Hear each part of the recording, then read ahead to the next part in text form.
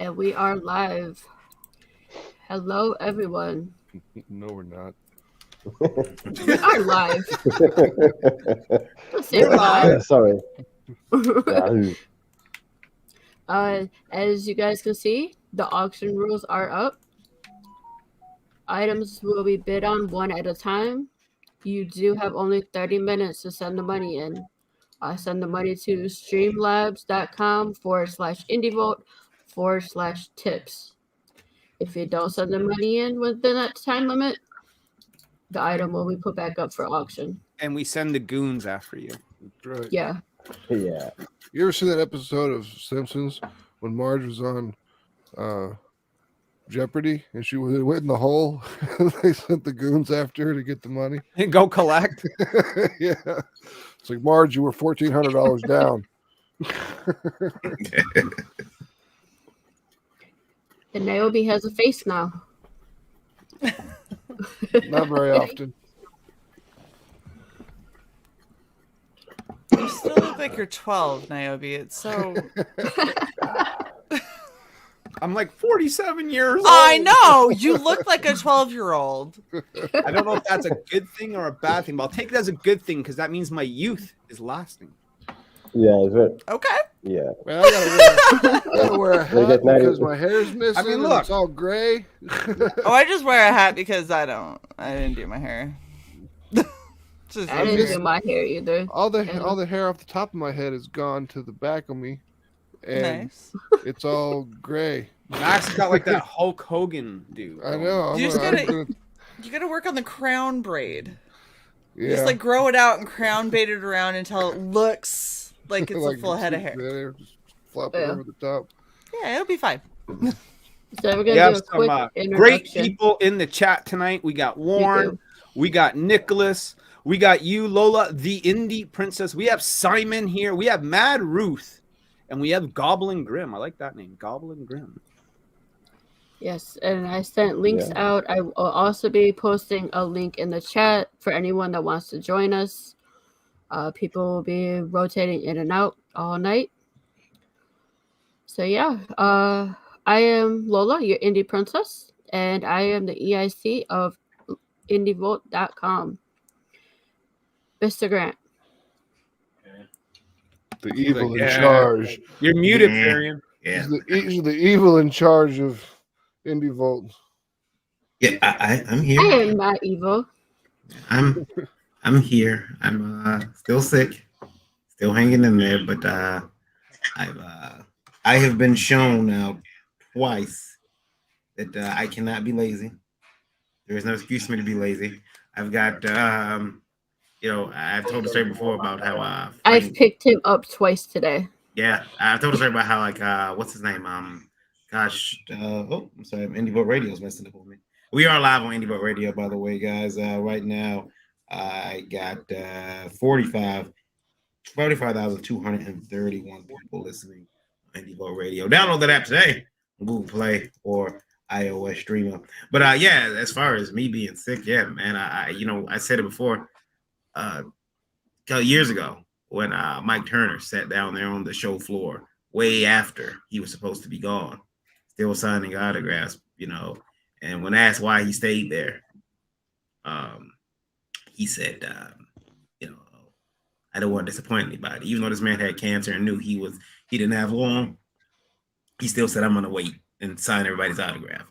And so, that always makes me sad, but, kind of inspires me to push. And then George Perez this week released his statement on his medical situation. And, I cried like a baby for about 30 minutes. Made everybody leave the room. Everyone had to leave. And, but you get inspired by that type of stuff. You see people wanting to push on. So it's cool. I don't have any cancers, but it's cool that he's still going to do the signing. Yeah. It's just, I just want to even though I'm sick, hey, I can pull up the microphone next to, I can get on my phone from the bed and talk, put some headphones on. I can do that. So yeah, as long as I'm able to do that, I'll be trying to do the Indie Vote shows. But that's me. I founded Indie Vote, and it's all my fault. Go ahead. Lola's muted. Yeah, she is. Boomer. Yeah. Yeah, I'm sorry. Max, you're Yeah. up. Who are you? I'm Max DeVille. I started Atrocity Press about three years ago. We've put out Mary Machine Gun. We've put out Neo Tokyo. We've put out Human Hunters, which is fulfilling next year, beginning of next year. And other than that, that's what I do. Atrocity Press, Atrocity Press, Atrocity Press. And we have a new face tonight that's never been on Indie Vote. So welcome. Shay, how are you? I'm doing good. Just coming to hang out and hopefully help sell some awesome stuff because so Luke Stone is a friend of mine. For anyone who doesn't know me, I'm half of Red Valkyrie. If you can't tell by the various merch and shit that I've got on. But yeah, so we're a YouTube channel and we basically try to promote as many indie creators as we can that have good quality content and try and help them get to funded. We're also branching out and doing more things with cosplay, D&D, soon to be reviews, video editing, all kinds of stuff. So we're just kind of your hub for comic related geekdom and Everything's awesome. Thank you. Yes, that's what we like to think we cover the awesome. But yeah, so like Luke Stone has been on a couple of times. I mean, Niobe's been on a few times too, but Luke Stone has been on a couple of times, and one of the times he wanted to do a quick play for his hybrids D&D that he had, and we had him come on our channel, and it actually ended up sparking our Wednesday show that just wrapped season 1 called Dice Dames and Dudes, where we literally just play D&D, and I critically fail upwards, and I still am trying to figure out exactly how. My character loves to roll ones, and then so do whatever baddies that I'm fighting, so even my ones are still killing them, and it's ridiculous. I have an axe that flames pink glitter flames, has returning, and is mildly sentient at this point, and all of that is from critically failing upward. So it's been a blast. And the other half is Cyborg Valkyrie. That's my co-host and amazing partner that helps with all of this stuff. So we're happy to be here. I knew young lady, and we called her name was Sass. And there was a guy that really, really liked her. So we took it. Open up. There, I'll fix it there. So you pick me up with Lola's mic. Well, there was a girl, her name was Sass, and there was a guy who liked her. But we kept trying to put this guy and her together. Kind of like blind date them. We got them to meet up, and about maybe 2 hours later, she comes over. She sits next to me, and she's like, "Yeah, I gave him my number. I don't think I'm gonna go out with him." And I said, "Why not?" And she says, "Oh my God, he's a dungeon master." And I said, "Well, you play D&D. What's wrong with that?" She's like, "You don't date dungeon masters. They're narcissists." and I thought, well, then I started thinking about that shit. And I'm like, I've been a DM for like 27 years. Yeah, same. I'm the guy that runs all the games for my crew of people. Well, what more proof do I need? I can count. No, I can count how many times I've been a player on one hand. It's just, it was, if I wasn't going to do it, we weren't going to play. So, well, we've kind of thrown our GM on his head because he's been GMing and DMing for years and years and years, and we wrapped season 1, and we told him, we're like, hey, so we're gonna wrap in the next couple of episodes, and he literally thought we were firing him, which was hilarious to all of us. It's actually Nick Talker in the chat. He's our GM, and it was hilarious. He thought we were firing him, and I was like, no, I just want you to be a player, and we're gonna let Woodrow GM the next season. He was like, oh, I haven't been a player for a really long time. We're like, yeah, you're gonna play. And he was like, oh shit, what do I want to? I don't know what I want to make. And so he's like spent the past couple of weeks just figuring out his character, and we're gonna cycle through. We're probably not gonna get to me as a GM because I feel like that would be a train wreck. Maybe like for like a quick play, like something like one and done. So when I fuck it up, we can just be done with it. And we never have to talk about it again. We have Mar V, the Sin Killer, with us. Lola, you're boomerang again. Yeah. Yeah. Hi, I'm Marvi. I'm Because I from- gotta mute when Varian talks. And then I forget to unmute. I'm sorry. It's all right. I got your back. Thank you. no problem. Go Mar ahead, V, tell the Marvi. people who you are and what you do. So, I'm a professional illustrator from Portugal and the creator of the Sin Killer. And that's it. Thank you for having me. Well, that's all you need, sir. You know what I'm saying? Dude, the Sin Killer looks so sick. Oh yeah, it is. It is. And the second book is just it's coming at you. Page 19 already. it. So yeah. And the loudmouth of the show. Niobe, as the frog likes to call me. You're the line, frog man. That's right. Niobe Comics, man. We just finished our last page for Niobe Origins. So if you're a backer on the Kickstarter, we're going to be sending those files for print over the holiday. Books in the mail late January is my estimation. The paper shortage has not affected us whatsoever. And then Niobe Outbreak, the 3-part miniseries, begins in 2022. Get exciting comics whenever it comes out. It was supposed to be out today and it never made it to the shelf. Number 17 for Niobe's debut in the direct market. I am shocked. For one, I am shocked. Right? It's never happened before. It was supposed to be out October 27th, dude. I know. Well, it's supposed to be out like October. It was supposed to be out like October 14th or something, wasn't it? 27th, and then they switched it to the 10th. Then they switched it to December 8th, and then I called the shop and no book yet. Story of my life, man. Oh. He's just sitting in a warehouse getting eaten by rats. Right? You know, Batman's gonna come in there and do a flip over the fucking pallet and start kicking bad That's dudes. it, man. You just tell us when the book is out. We'll all run out to the store and try to find it. Yeah. I'm one of those guys that's here for a very short time. I got maybe 17 minutes left. So I just want to get the ball rolling and say welcome to the holiday charity auction and stream for Mr. Randy Zimmerman and Luke Stone. It's an important cause. You know, I'll say this right off the hop, that not all of us in comic books get along. It's true, right? There's a little bit of drama that sort of floats around. But when it comes to serious business, you know, life and death situations, you know what I mean?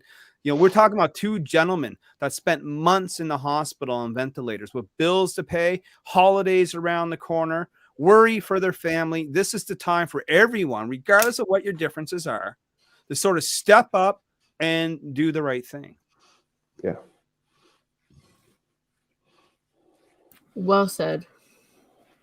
Hell yeah. So we got a lot of people watching right now, so I'm going to show the first item. For the first item, there is going to be 3 options for it. You didn't get Bob Barker, like a clip of Bob Barker, the first item. Come on down. The first No. item up for bid. Man, I've been working on this since 10 o'clock this morning. People have been flooding me with items, and I've been making Oh, you're doing good. cards and everything. I'm just giving you shit. I know you are.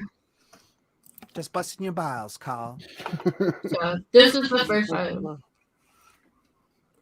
All right, so what do we have here? We have The Ash and Raimi by Tom Savage.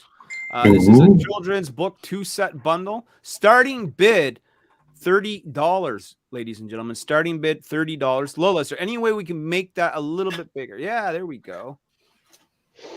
So Lola, tell me a little bit about Ash and Raimi. What do you know? I know nothing. I do. All right, do. the kid Barry and Grant, you're up.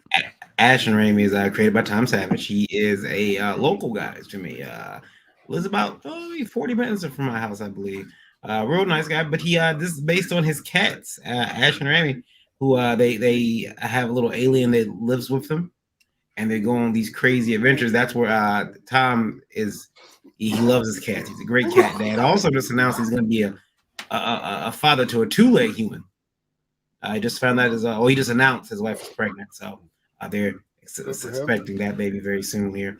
But did you just say a two-legged human as opposed two-legged. to a four-legged human? Yeah, they're well, I say two-legged human because I was told recently by a nutter, and I say nutter because it's true, that dogs and cats are humans too. Wow. And I said it's factually inaccurate, but okay. Right. And, so I just said, okay. Sure. Yeah. You know, people can be whatever. Anybody can be anything they want to be these days. So dogs can be fucking people too. I'm going to call my mortgage company and tell them I consider myself debt free. There you go. I identify as debt free, and ooh, I identify as a millionaire. Yeah, I like that. it'd be good. So yeah, this children's book. He's been selling at the cons. You see, if you ever see Tom at a show, you can't miss his booth. He put a lot of time in designing his booth. He has a lot of backlit light boxes. But check it out, Ash and Raimi. And he has the Christmas cookie caper there as well, which is kind of new. And that's the newest one. But yeah, they're children. They're children's books of all ages books. And people have been picking them up. $30 is a steal because I think both of those books, I want to say, they're like $20 a piece, I believe. Yeah, at shows they're like $20 a piece. $20 or $25 a piece. Yeah. You save yourself $10. That's a beautiful hardcover set. You can give these to your children. Definitely family friendly. Great for Christmas. $30 is definitely a steal, ladies and gentlemen. Go ahead and bid on this as we start off the charity auction with a bang. And by the way, please go ahead and share out the video, share out the links. We want to get as many eyes in here, as many people in here as possible. This is an important cause. Not only are you going to get some cool stuff, but you're helping two great gentlemen out at the same time. I want to see the bid starting at $30. And can we also just appreciate sorry, I was just gonna say, can we appreciate for a second the fact that in the Christmas cookie caper the cats are inside the Christmas tree, which is exactly what any cat would do for sure. And if anyone wants to join the panel with us, the link is in the chat. And that Christmas book is 52 pages. It's soft bound, 8 by 5 by 11, so it sits a long way on your shelf. But I was looking up at Tom's site, and it says, join Ash and Raimi on the latest adventure to the North Pole. Ash secretly eats Raimi's Christmas cookie and pins the crime on one of Santa's Christmas elves. After reclaiming his Christmas treat, Raimi leads Ash on a quest to the North Pole to reclaim his lost. I just heard product placement. That's right. That's a fun book, though. I like that little elf too. They're on the page, on the cover. Who popped in here? Hey, it's Lisa Malone in the chat. Jennifer in the chat.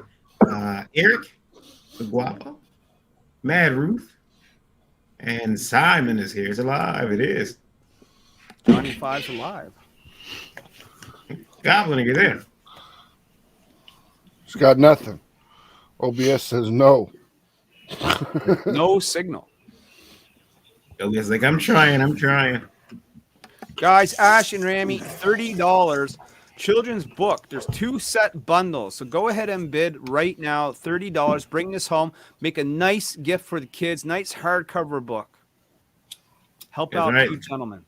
The other one is Lock is here. The other is The Adventures of Ash and Raimi, Tomb of the Golden Mouse. It's cool to find books like this. You can share with your children.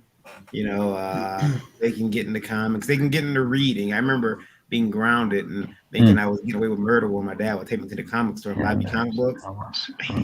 I'm grounded. He's letting me buy comic books. And then I thought about oh shit, I'm reading. He doesn't care. You know, As long as I'm reading. yeah. Could buy me anything I want. Yeah. Hey, Dad, can I have that book by Iceberg Slim? Sure, it's reading. Go ahead, here.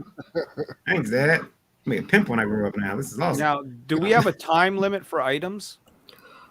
I'm really gonna keep it up for probably 5 or so minutes, and then move on to the next one, and then just keep rotating. Roger that. Cycle Do you through. have a way to differentiate between bids and somebody just talking about it? Because that's a like if it's EVS does confirmed, we do bid. Usually, it's good to have a word that comes after it so you can differentiate between bidders.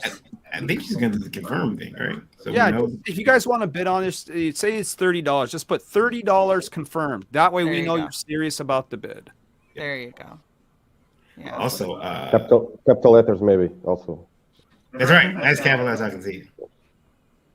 Also, guys, don't forget that there is a raffle on the go as well. $10 into the raffle. You donate $10. That gets you an entry into the raffle with a ton of great prizes. I'm actually donating books to the prize as well. I'm going to flake, so I'm just going to plug the raffle really quick here because I got 7 minutes or so left. 9 minutes.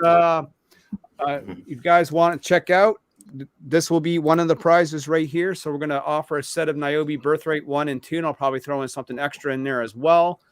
So that will be one of the prizes. All you have to do is pledge $10. The link is in the chat. Link is in the description. And not only these are going to be available, but a whole ton of other great stuff. I saw Jim O'Reilly. He came on the show the other night. He was showing off some awesome Spawn artwork. He was showing off some trading cards. Will be that's being auctioned off tonight. Yeah, that's being auctioned off. But what I'm trying to say is there's a whole ton of great stuff, guys. Oh yeah. Whole ton. That's the but by the way, I have to bust Larry's chops, by the way.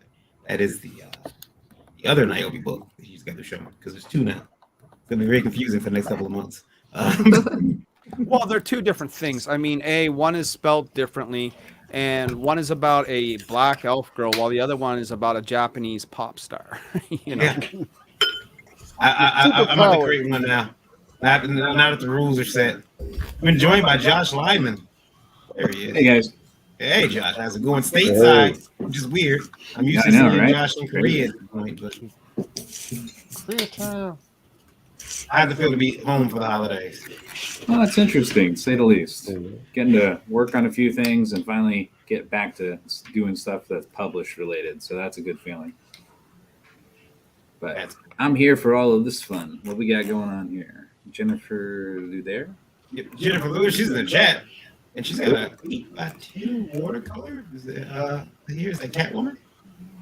Black Cat. Hey. Black Cat, yeah. I said Black Cat, but it came out Black Catwoman, which is her kid. Halle Berry? Down a whole nother.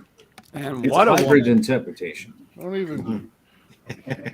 Black Cat I one. like the colors Halle in the Berry. movie. That's just. We have a beautiful Black Cat original art here, watercolor. This comes on 8x10 fine art Bristol. The starting bid for this beautiful piece is $25. Guys, go ahead and get some beautiful art hanging on the wall in your collection right now. Black Cat.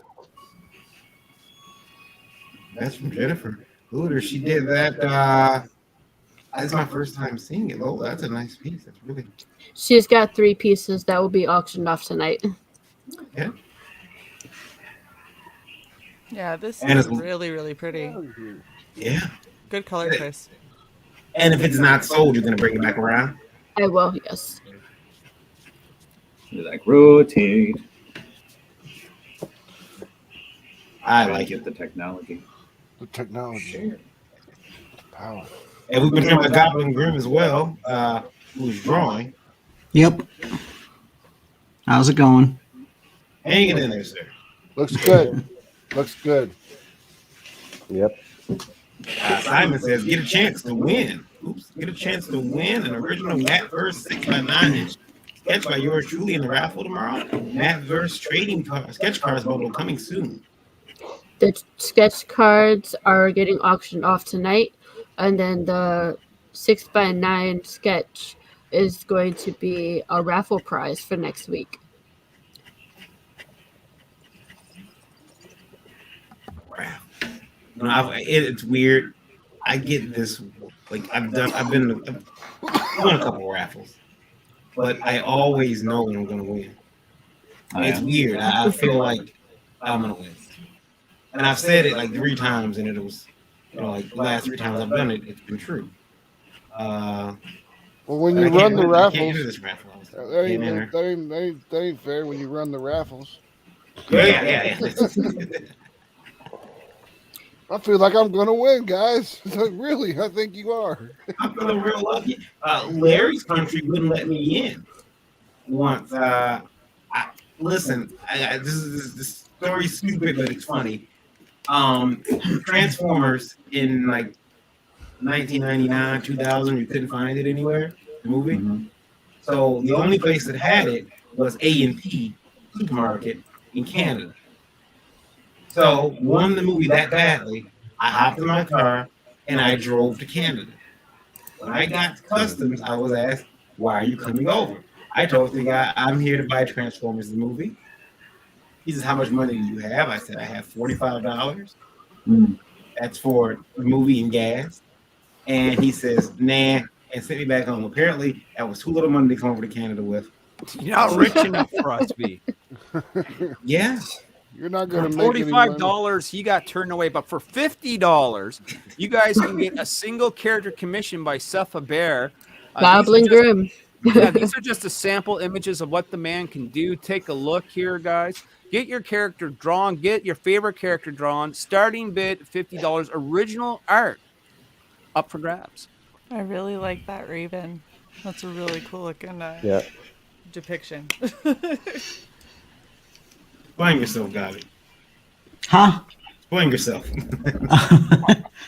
That one actually, that was originally done as a tattoo that's actually on an old coworker's back. Yeah, I could see that as a tattoo. Yeah. I was thinking, again, Goblin Grim or Seth is whom I know personally. I don't think I've ever seen these pieces. Yeah, that's an older one. Are you hiding art from me now? Is that what's going on? Dude, I got like so many books just full of stuff that I forgot that I even had. So I told him just to send me some samples so I can post an image. Nice. Nicholas Hockard says, "My net is cutting in and out, but keep up the awesome." Thanks, Nicholas. Yes, my GM. What's up, Nick? Doc says, "Marv, you sound rough, bro."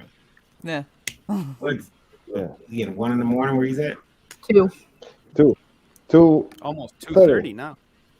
Oh yeah. Let me see if I can find Marvy's stuff real quick, so I can let him go get some rest.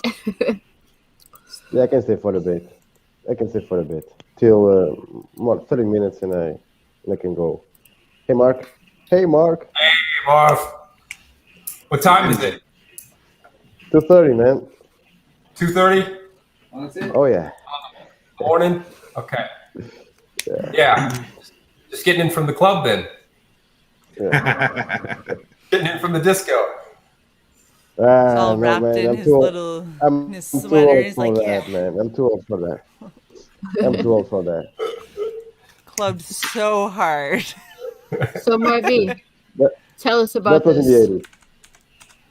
Well, that's an homage to my favorite horror movie, The Howling. It's a scene when a chick is about to be killed by a werewolf. I think Varian didn't saw that movie, and if he saw it, he won't be able to sleep for a month because, man, that movie is insane. Best We all know werewolf that movie werewolves ever. are Varian's favorite thing, right? Yep. Oh yeah, he loves them. Yeah. Well, loves the werewolves. And that's made with Copic markers and inks. That's Starting 10 by bid for this 15, I piece. think.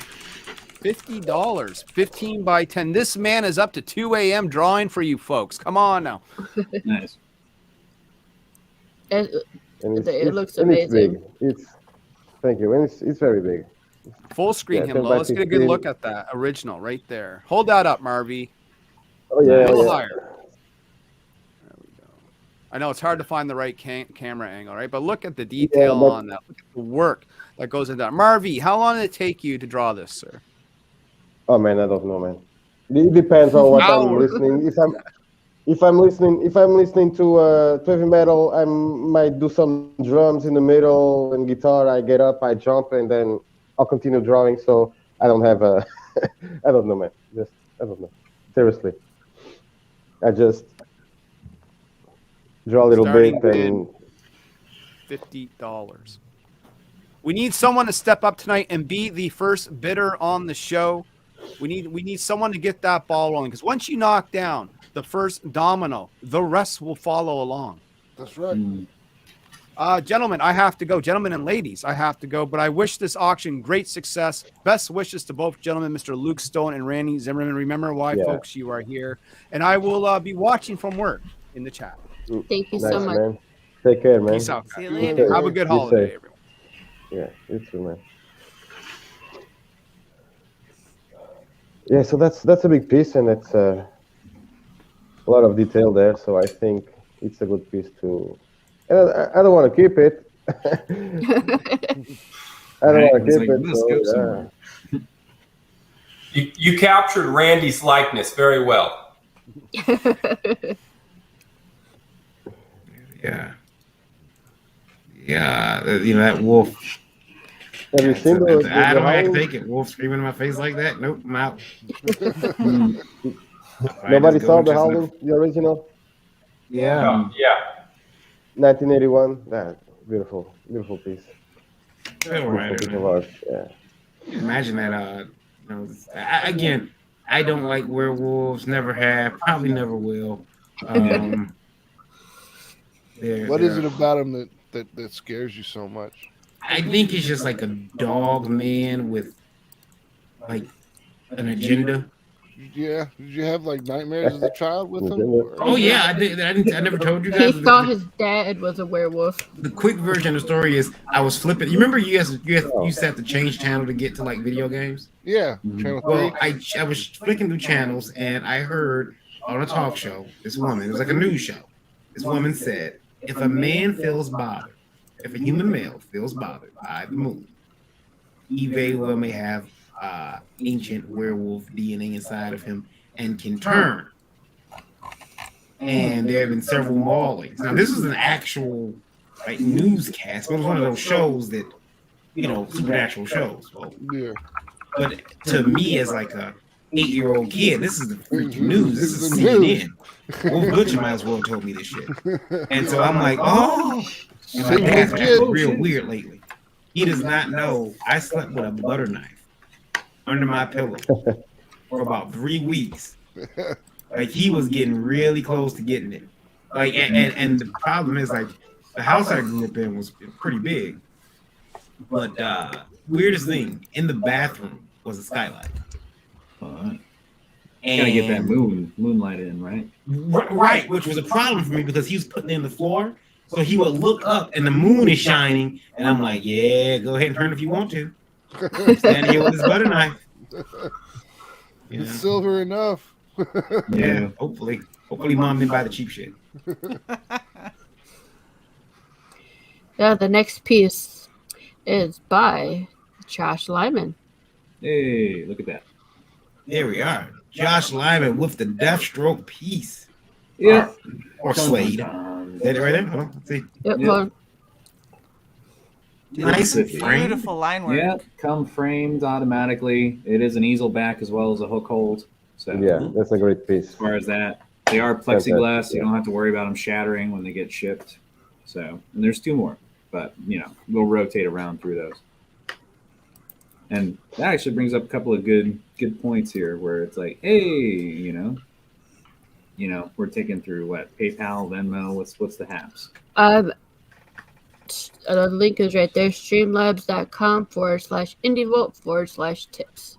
So they got to throw it through tips. And do they like copy and paste their shipping info in there? I'm just curious. They will be, most of the people that are donated they told me to have the person contact them. Cool. And we'll verify that person is the person who won. Yes. Make sure that everyone gets their stuff. Make sure they Nice. exist. Are you real? Yeah, right. Is it real? Is everything real? Yeah. Yeah. Who's real anymore? Yes. So if you do win the item and you pay for it, please put in the chat paid so I can go check. Yar. And Marvy says also he'll be paying the shipping and portrait. Yes. So, I guess part of for my own, just in case we do have any newbies who've never done it, is it like credit cards or is it PayPal or is it just You can use Right. both. Yeah, you Streamlabs. You can use credit card, PayPal. Cool. I'm having some literal screen issues with my screen right now, which I just discovered. So I'm like, oh, that's lovely. So I'm like, haven't been able to actually go in and copy paste it into another page. Thank you, You know. Jennifer. Filler content. So the starting bid for this one is $40. Yeah. And Josh has told me if it gets past the starting bid, he will throw in free colors if you want. Yeah, so if you want Deathstroke, nice and orange and blue and armory and shiny, or these other ones, easy peasy, lemon squeezy. I've been doing nothing but coloring and doing sketch covers for the last 2 or 3 days, so it'd be a nice little fun project. I'm gonna switch it up a little bit. Yeah, that's a great piece. Yeah, That's these a are good on my own 5x7 stock too, so I know this material won't fail me. Lola. Yeah, went to go I get gotta some draw frame. smaller. What was that, Marv? I'm sorry. I gotta draw smaller because I do pieces, big pieces, and yeah, I gotta do something like that, man. 5x7 or something. See, I got to go back to drawing big in Yeah. contrast. I'm sitting here drawing 6x10, 6x10, 6x10, 6x10. It's just like Sometimes it's great. Sometimes it's a pain in the butt. Yeah. Man, this chat is so quiet. It is. Come on. I'm wondering if there's Yeah. some reductions of exposure. Let's put it that way. I have shared out it everywhere. Yeah. People want me to say controversial stuff. That's what it is.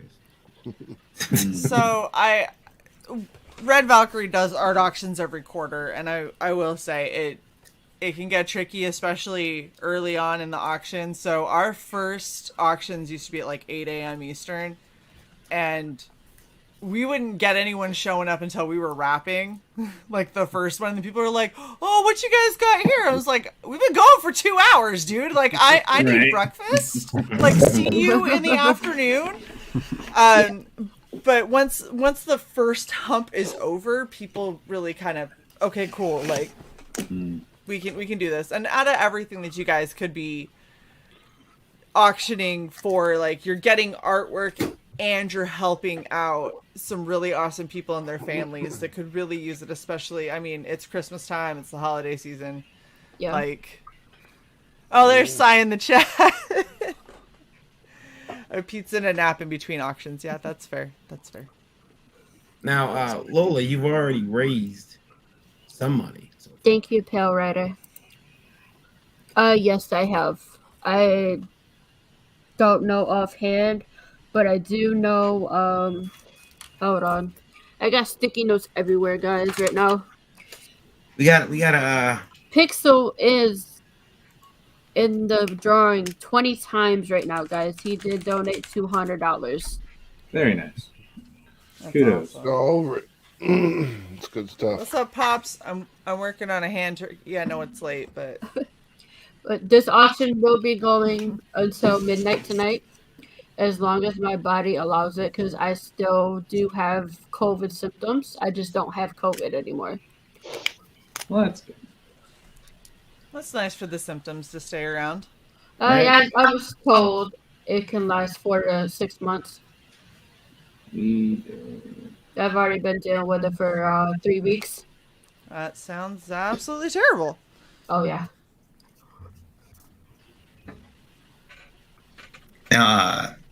Also, Josh, when you send a frame piece in the mail, Yeah, what's that? obviously a lot of bubble wrap.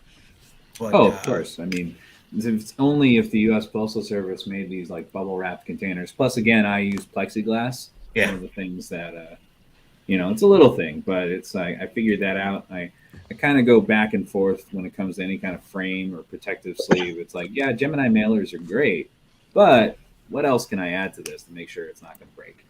Yeah.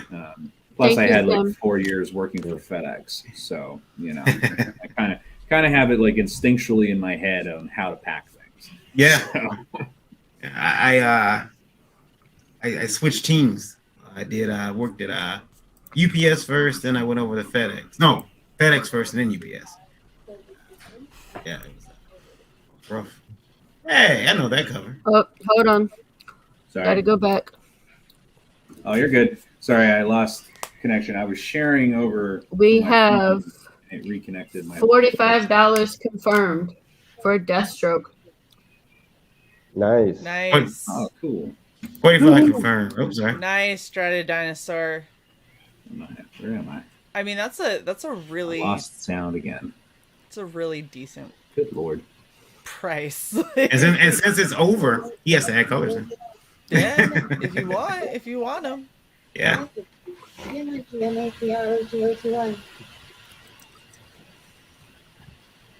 Poor Josh and his That's nice. his Awesome. audio issues.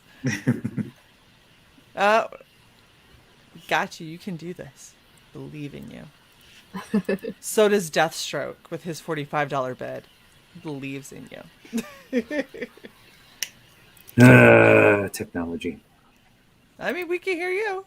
Oh, good. Fantastic. There we go. I have a microphone attached to the Surface Pro as well. Long story short, apparently Surface Pros have a what's the word? A factory blemish to Defect? them that if you leave the battery plugged in for too long, that it will swell up the battery at a certain point.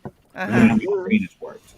Yeah, my Surface Pro is like hot to the touch after about an hour, and I'm like, oh, this is probably incredibly dangerous. Same. Yeah. It's only I'm- crashed on me 3 times mid draw, and I'm like, I don't think that recovery is gonna work. Yeah, I just Like, discovered I lost it right everything. before the Great. stream. I was I think oh, it this was- is lovely. I think it may have been you, Josh, or C. Michael Lanning, who was telling me because my light isn't working. You know, when you on the charger, when you plug in your Surface, the light, it's not working anymore, and it takes it used to plug it up and it would tell you what the percentage was. It doesn't do that anymore. In fact, I have to let it sit for like 2 to 3 hours before I actually see where it's at. It'll charge. But yeah, he told me, he says your charger's getting ready to die. Buy it now, so when it goes, So we have 45 going once, going twice. Oh, here we go. Oh, it's going. Do it. Sold. Darted Dinosaur gets it for Nice. 45. Great. Hey Lola, can I give you a small tip? Sure. Are you guys using OBS? I am using OBS. Okay, so since you're on StreamYard, so you can bring up a banner. I would what we end up doing is highlighting chats that have bid and leave it up on the screen so people can see what the current bid is, or bring up a banner that says what the current bid is so people know that there's been a bid on it and where it's at and what they would need to outbid. Let's see here. I could do that. That's Yeah, I don't know how to do that. My husband set everything up for me. But he's No, gonna it's do no it right problem. now. I'm just giving you a No. couple of tips I after really doing appreciate 4 it. of them. I really appreciate it. Experience is always a good teacher. Yeah. The first one that we did, we had it set up. We were gonna do like 2-hour blocks, 4 times I think it was, and then we were supposed to have 2 hours off in between it. What ended up happening was in a 17-hour period, we streamed 15 and a half of those, and the only reason that we got the hour break was because I moved the last stream, because I was like, if I don't eat food, all of you are gonna die. And they were like, you should eat. I'm like, thank you. There you go. Hey. Nice. Paid. Did we? Did we? Oh, we did see Twain dropping Lola. I did, yeah. Yeah, I didn't even. I watched it drop. Yeah. I mean, I was talking, so you know. And then also, we got channel memberships now. So people who join the channel membership, they get how many entries in the raffle? They get one. Okay, so they get one. But then they get all the perks of being a member, and they get an Indie Vault t-shirt. Way too cheap. Way too cheap for that. Yeah. As a merchaholic can confirm. Yeah. Incredibly cheap. If you at that point you just want an entry into the raffle, at least a month of membership and a t-shirt. Like fuck, dude, just go for it. Yeah. Really regretting that yes, decision. I am being generous. No, because see, you get them to do it and then they forget, and then it comes out and they're like, oh, whatever, it's fine. $25, yeah. Yeah, it's fine. And it just keeps going, and then you're good. So I used to run a channel on Roku, and I still got like 3 people that are paying a subscription for the last 5 years. Yeah. And I get like every so often, like it's like Roku sent you $6.73, and I'm like, thank you, Roku. And why I've called you so many times and said, hey, this channel doesn't exist anymore. You need to stop billing these people. And they're just going to keep doing it because they make money off billing the people. Yeah. So, Yep.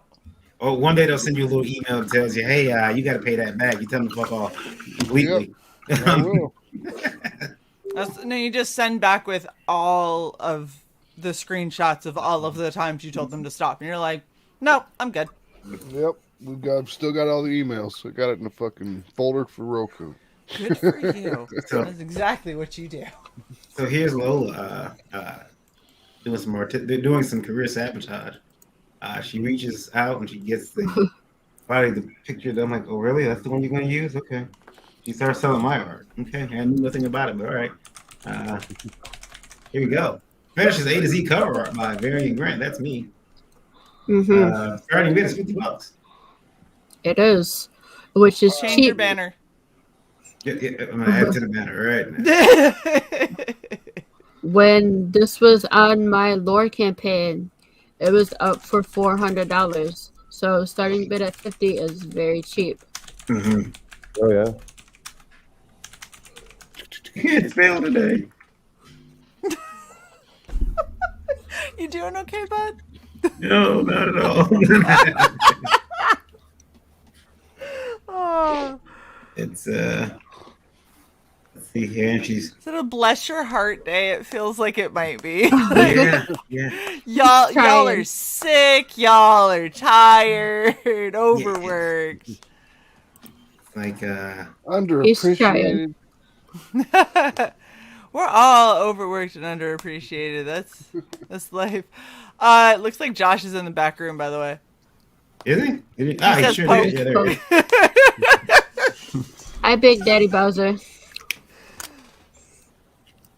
What happened, Josh? Did you lose? So obviously you lost signal or something. Oh. Yeah, pretty much. Oh. I plugged it back in, and it did this, and the battery, and it dunked out. Good times. No. Oh, yeah. So I'm going to let that cool, and then I'm going to plug it back in, and then... You're going to plug worry that about that back later. in. Don't plug in a battery that's Honey. That Let's see it. Let's see it. No. I don't really have an option. That's pretty much my only digital drawing system. Son of a... Yeah, but We'll worry about that post-medical stuff. That could if that explodes, that's going to be a big fire. Well, it's a good thing I've got fire retardants here in the room, as well as lots of 99% ethyl alcohol right next to it. Exactly. So it won't be just a fire, it'll be an explosion. Just Jeez, there's suddenly a large crackling sound. So, no, I'll deal with that later. I'm trying to remind myself whether or not when Eric and I went and got ours, whether or not we did the warranty simultaneously. Or whether or not it's one of those, it's a 2-year warranty, and oh, sorry, it's 3 years. Remember what happened with the Samsung phones? And Vaguely. those were just phones. Yeah. Yes, but that's also those were a different style of battery. Not to mention the manufacturer was cheapening out on the materials because of import and export and a few other things. But I digress. I'm just saying that the energy amounts that is inside of that battery is ridiculous. There's no joke. Absolutely. Brian K. Moore says overheating batteries plus ethanol alcohol equal great live broadcast. Make sure that you're live and not being covered at the bottom. Yeah. In case it explodes, so everyone can watch. Yeah, of course. Jokes aside, the ethyl alcohol is currently in the other room, so we're good. I keep bringing I've been it back playing with airbrushers lately, so that's why I have a lot of it. Hey, let's put Josh up there so I can be down there. I'm not on camera. Yeah, my art, $50. I'll go ahead and pick it up. If you do, I'll sign it. I'll sign it right here. I'm signing a big gold Sharpie. Should already be signed if it's your art. Offer for a remark. Yeah. I'll make some remarks on there. Heck yeah, see this? This is selling the sizzle. Didn't you sign it with you when you made it? I did my artist signature. I didn't actually, do my, steal my identity signature. Okay.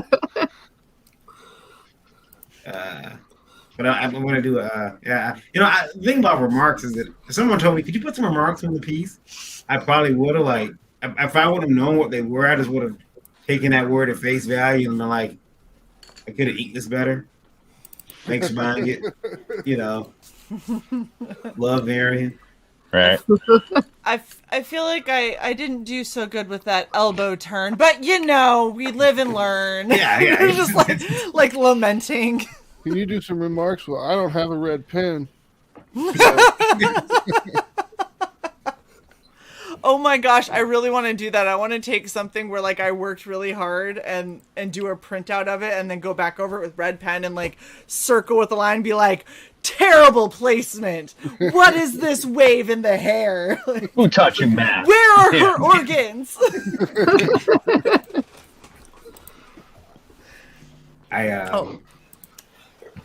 You want to be mean to yourself.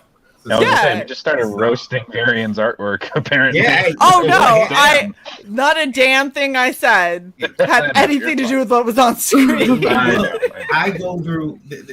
There's an artist that Eric told me to go look at, and I looked at the art and it just didn't stick well with me. I'm like, what's wrong with this art? What's wrong with this art? And then I started noticing that they were doing things because, I'm an idiot. When there's something I can't draw, I go buy an art book and I just draw just that thing, which is pretty weird. It's just called learning. Well, yeah, it was weird when you're all of a sudden you got a book of feet. And everyone... I mean, fetish books, they got a lot of great pictures. We got a bid. Yeah, it's me. Yeah. Hey, quest confirmed. Very nice. There we go. Let me add that to That's 25. Add to the banner. Hey, can we talk about what this is? Yeah. We just threw it up. This is also. I don't know anything about this one either. My goodness, Lola. Do you like the trail of the house on the hill? Well, this is nothing like that. I seen it being played, but that was it. It's hold on one second. It is from Tom Savage. It's his game. Board game took a lot of time to design. Actually, so the Ashen Raimi artist. This game, which is also really heavily discounted because usually I think at a show I think this game is about 40. Yeah, at least for these kinds of games. Yeah. But this particular the Gimmer Request, I know someone picked it up at the show last couple weeks ago and they were really excited about it. It is, I believe he explained it to me kind of like just D&D in a box. I was trying to, I know that he posted on his site too a couple times. I was trying to find it so I can read the I should have did that, but I was more worried about getting all the graphics done. And I just got more items donated that will not have graphics, so I'll just have to tell you the information about them. Oh my god. Varian needs to be running the show while Lola's in the back making graphics. We need to sweatshop this thing. Yeah. Schnell. I've been saying all day that I need 5 of me. He's I did find Gilmore Quest is a battle fantasy game for 2 to 6 players. A minimum 3 players recommended. Each player controls a wizard, 6 to choose from, in an all-out war against one another. Be the first to claim the lost pages of the Master Gilmore book. Use monsters, spells, and dirty tricks to steal and collect the powerful pages of the book to gain special defenses. Resurrect defeated players back into the game with their personal zombie minions. Gameplay is driven by a narrative element that keeps the imagination active while also initiating special events or rules per round. Features a playing mat and over 300 cards. Created this by professional artist Tom Savage. Tom Savage Studios. New edition. Adults only drinking rooms. Hi, Dave. Dave. What it do? Dave. Yeah, so this seems like a more straightforward version of a lot of those other kind of the tabletop RPG board games. Like, yeah, like I'm trying to remember what it was. There was a Cthulian one. Such a dick game to play. Oh, are you talking about the Mountains of Madness or Mountains? Oh my gosh, yes! Doc, is that a bid or is that a wave? The random game where it like does everything randomized based on an application. Well, so one of the games that I had that is a spin-off from that, and I wish I could recall the name off the top of my head, but I can't. But it's like 3.5 hours into playing, and you'll finally unlock like one room, and that room will be like, oh, that's now a Hellmouth. Cthulhu creatures are coming out. They're like 5 times stronger than you are, and you're sitting here going, well, I'm standing in the room. So you've got a knife. It gets turned into a cat. I'm fairly certain I had a handbag at one point, and I was like, the do I do with this? And I was like, I'm gonna like Karen it. What am I gonna do? Like, no! Where's your manager? Like, I don't want to talk to him. He's bigger. You don't want the manager. No! Alright, guys, it's been up for a minute, and we do have to move on. So if anyone's gonna try to outbid, the bid is currently at $25. This one-of-kind collectible. I do have 2 of them, so 2-of-a-kind collectible. I will be auctioning off another one later on tonight. The creator will even sign the inside of your box for you. I don't know. Sorry. Look, I'm helping. Childish. Sorry, too childish. See, I apologize. When I start coloring, I just, immediately revert into uncensored mode, so apologies. That's fantastic. Going once. Going twice. And sold. Want some? Get some. You should let me do the auction so I can use my old auctioneer voice. Go ahead. Game. I started in business $25. Go ahead. I can't stand those guys. I used to go up to an auction or an auto auction all the time and just watch. And I don't understand why I always left that place with a headache and a desire for barbecue hot dogs. That's all I ever wanted when I left that place. What's a barbecue hot dog? Do you let it sit in barbecue sauce overnight? I'm confused. Yes. You let them marinate in the barbecue sauce. You do them in the oven. And they're delicious barbecue hot dogs. I've seen it all. I've seen Santa smoking. I paid money to Icon Events. Mm-hmm. Yep. There we go. Naughty cover of Hell Witch, donated by Lisa Malone. Coffin Shaped Gallery by Coffin Comics. Featuring Naughty cover of Hell Witch. That's beautiful. Yeah. This is limited edition. This is number 111 of 160. Starting bid is $100.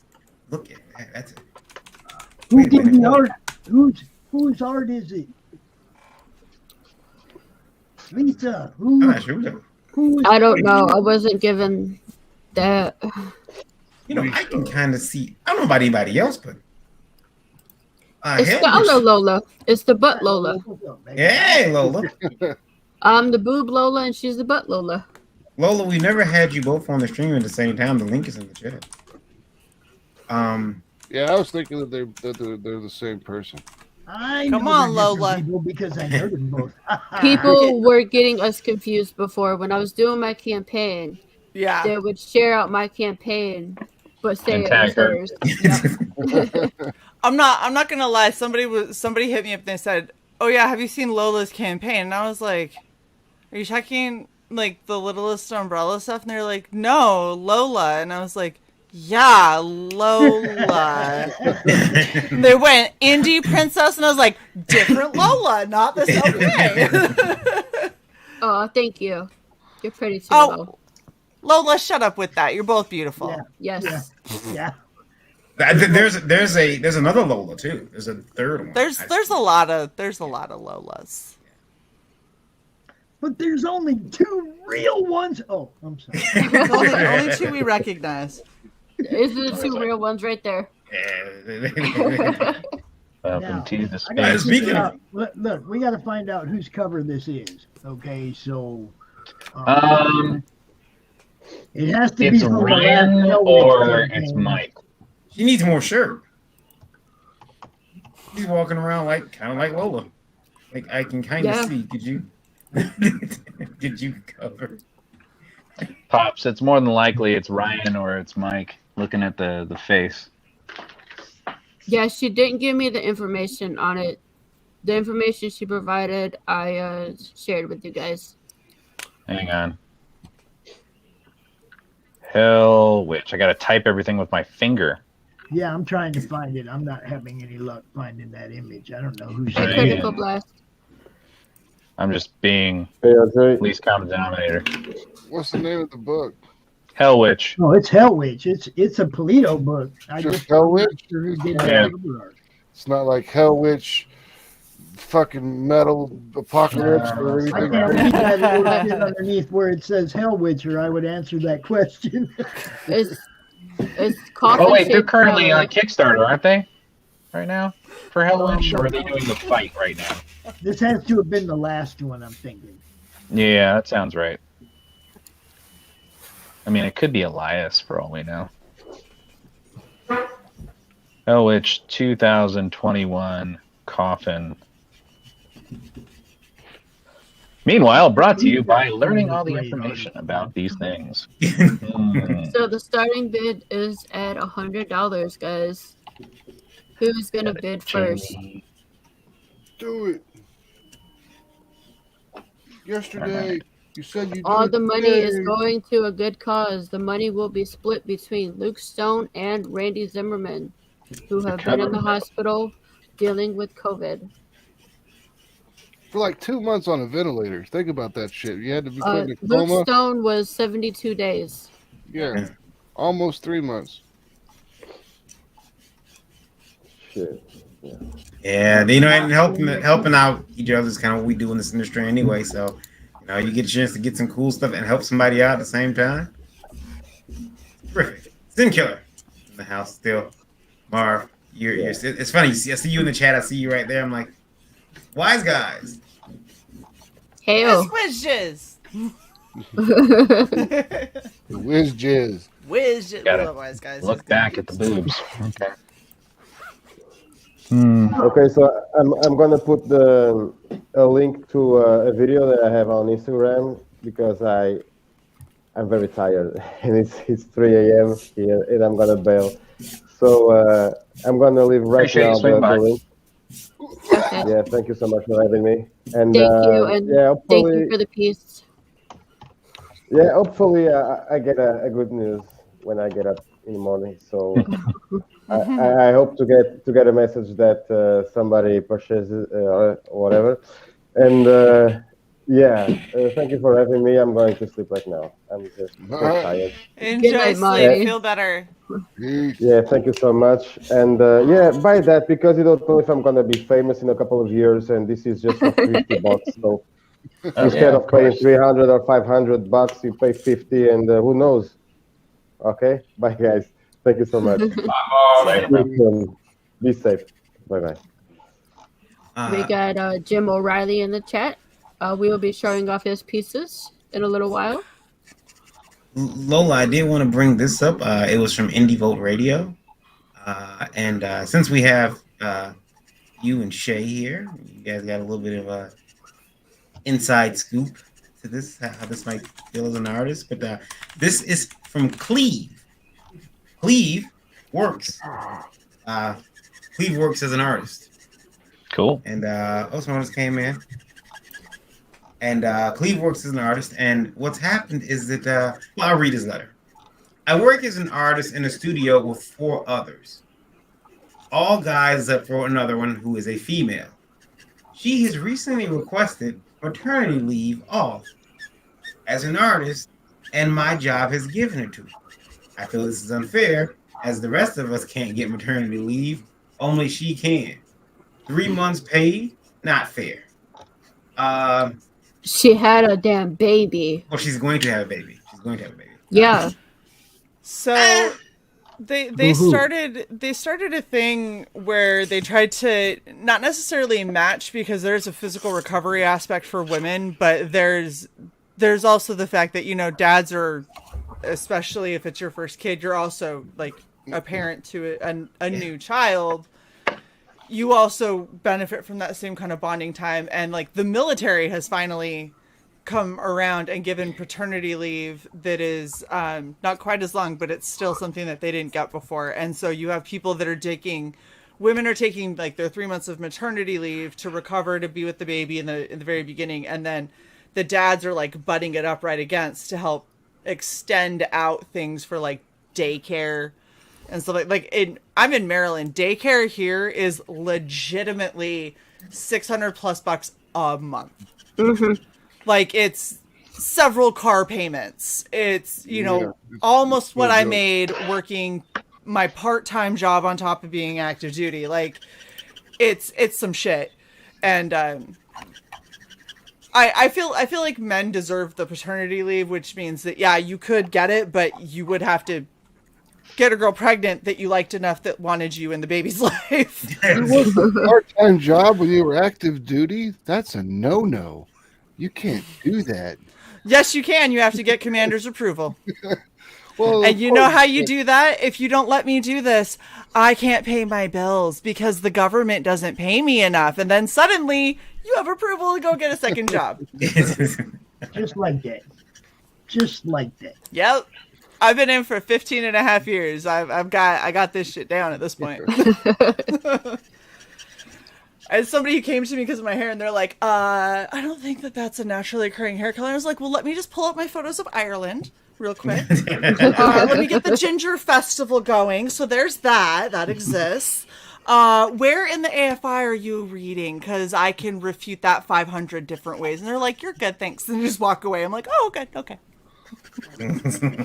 Jennifer says, in Germany, the government pays for the mom to take off 2.5 years, and then the dad takes 2.5 years, so the kid is parented until kindergarten. Right. In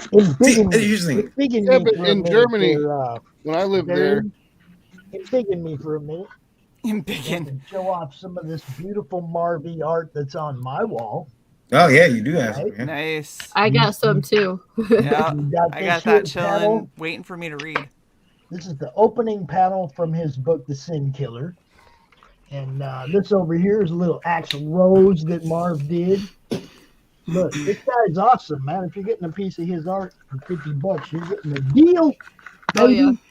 You're getting a deal. Get one. And motion sickness. Yeah. Right. If you can hear me, your camera is not on. That's why I didn't let you in yet. Something's wrong with your device.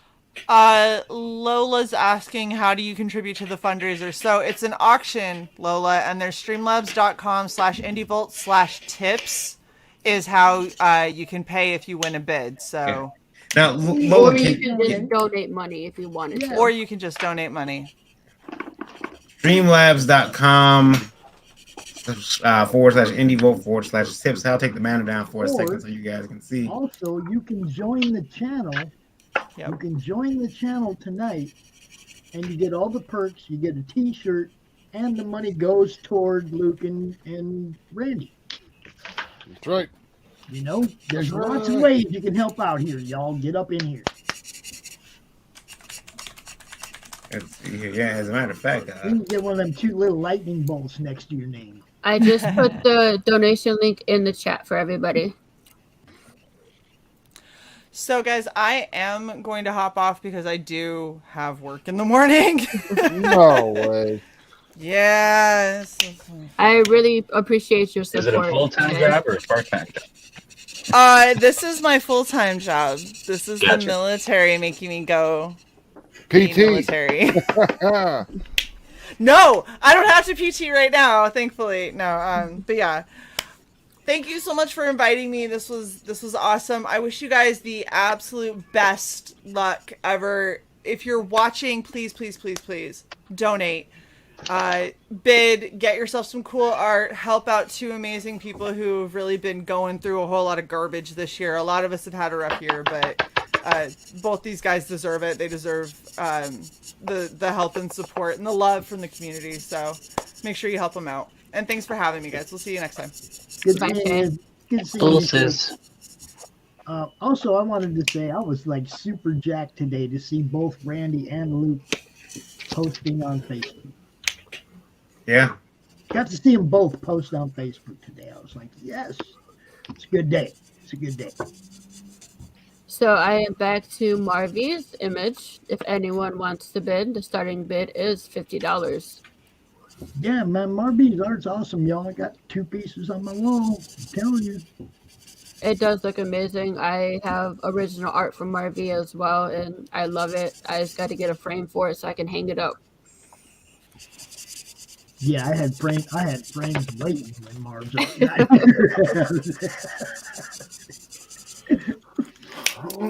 but that's usually the case when I know I have art coming. But yeah, man, you guys check out everything they got going on tonight. I'm gonna be popping in and out. It's good seeing you, Shay. Shay's over there in the chat. Yeah, it's good seeing you. Haven't seen you in a little bit. Everybody check it out. Share the stream out everywhere, man. Share the stream out everywhere. How late you gonna go, Lola? Till midnight. All right, I'll be back Eastern. As Eastern, as long as my body allows me to, because I have been up all night. Varian did have a rough night, and then I had to officially get up at 7:50 this morning. Sugar Chris in the chat. What's up? Yeah, Sugar. There you go. All y'all share this out everywhere. I will be back maybe in a little bit. I went to the grandkids' Christmas program, and I haven't even been able to eat anything yet. So I'll be back in a bit. All right. Peace. All right. There is our next item up for bid. Rich, who wants to talk about it?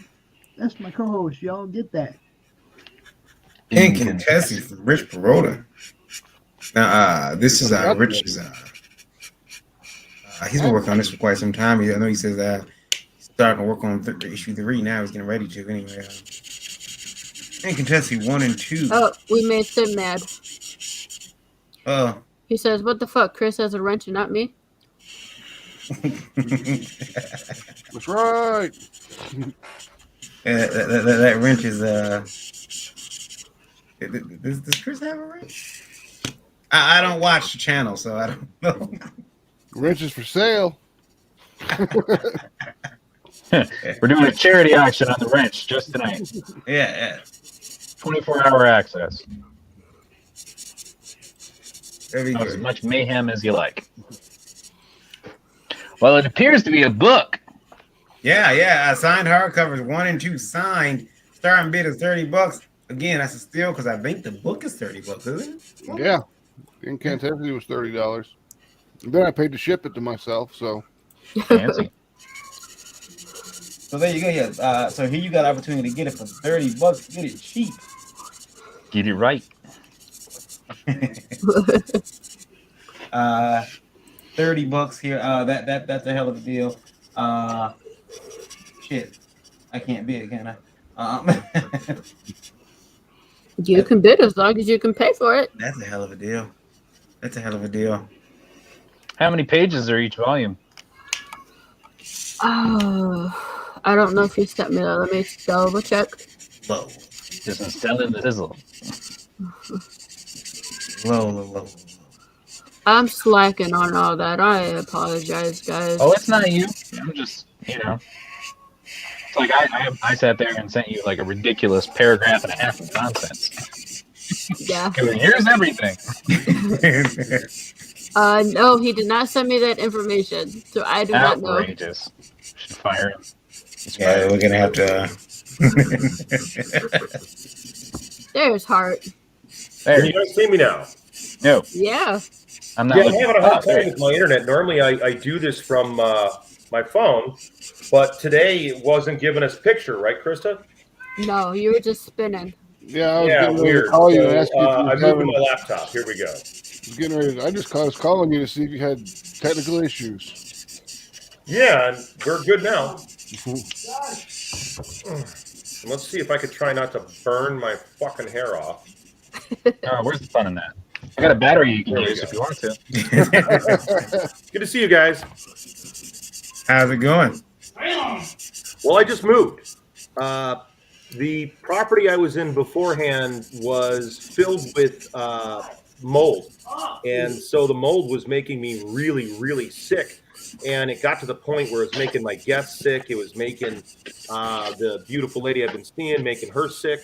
And so I had to get out of there under like an emergency duress. And so now you guys are seeing me from the new American Horror Studio. And we're right here in my screening room where I'll be screening different things for American Horrors. And I'm right in downtown Lake Geneva now. So I'm doing really, really good. I just wasn't too happy to hear about this stuff with Randy. I've known Randy a long, long time. We go way back into the 90s. And Randy was always a really good guy and a really good friend, a very positive person. And so that's part of why I'm going to be auctioning off a second printing Jeffrey Dahmer biography book. And those books go for like $125, $150. And this is coming right out of my studio. It's been sitting in a private stash for a while. So it's kind of fun to be back on a podcast. It's good to see my buddy Max. We were talking earlier in the evening. And I'm happy to be on the air. I'm happy to see you guys. Yeah, it's been a minute since you've been on. So I know you had your movie. You had your the film festival. Film festival, yeah. And that went really well. That was the smoothest film festival I've ever had. The Imagine Theater Group was great. They took good care of us. And we had a lot of fun. We had a lot of great movies. And I realized that there were a lot of people that couldn't come to the film festival because they were out trick-or-treating with their kids. So next year, I'm going to move the festival off of Halloween and go the weekend before. So that way my friends can come to the festival that normally would be trick-or-treating with their kids. So, guys, this piece is actually done by my son. He drew it and colored it. Very nice. You know what's funny, Krista, about this is I've been doing a new character on American Horrors, and we call him Sad Jason because there's nobody left to kill. Halloween's over, summer's over, and he's walking around Camp Crystal Lake so sad and so bored. And it reminds me of that drawing there. That's fucking funny. Yeah, he wanted to be part of the auction, so he drew this yesterday. Nice. Well, somebody bid on this thing. $5. Come on, guys. Let's help this kid out. Let's help Randy out. Let's get a bid going. Let's go, guys. Thank you, Jennifer. Yeah, when he puts his mind to it, he can draw. Very violent. How old is he? He's 11. There you go. Look at that. It's got shading. It's got good proportions. We can do the hands. The hands are tough. How old is this kid?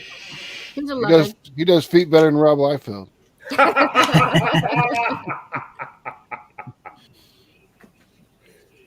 Yeah, feet are tough. You're at 315 so far. You're Yes. Nice.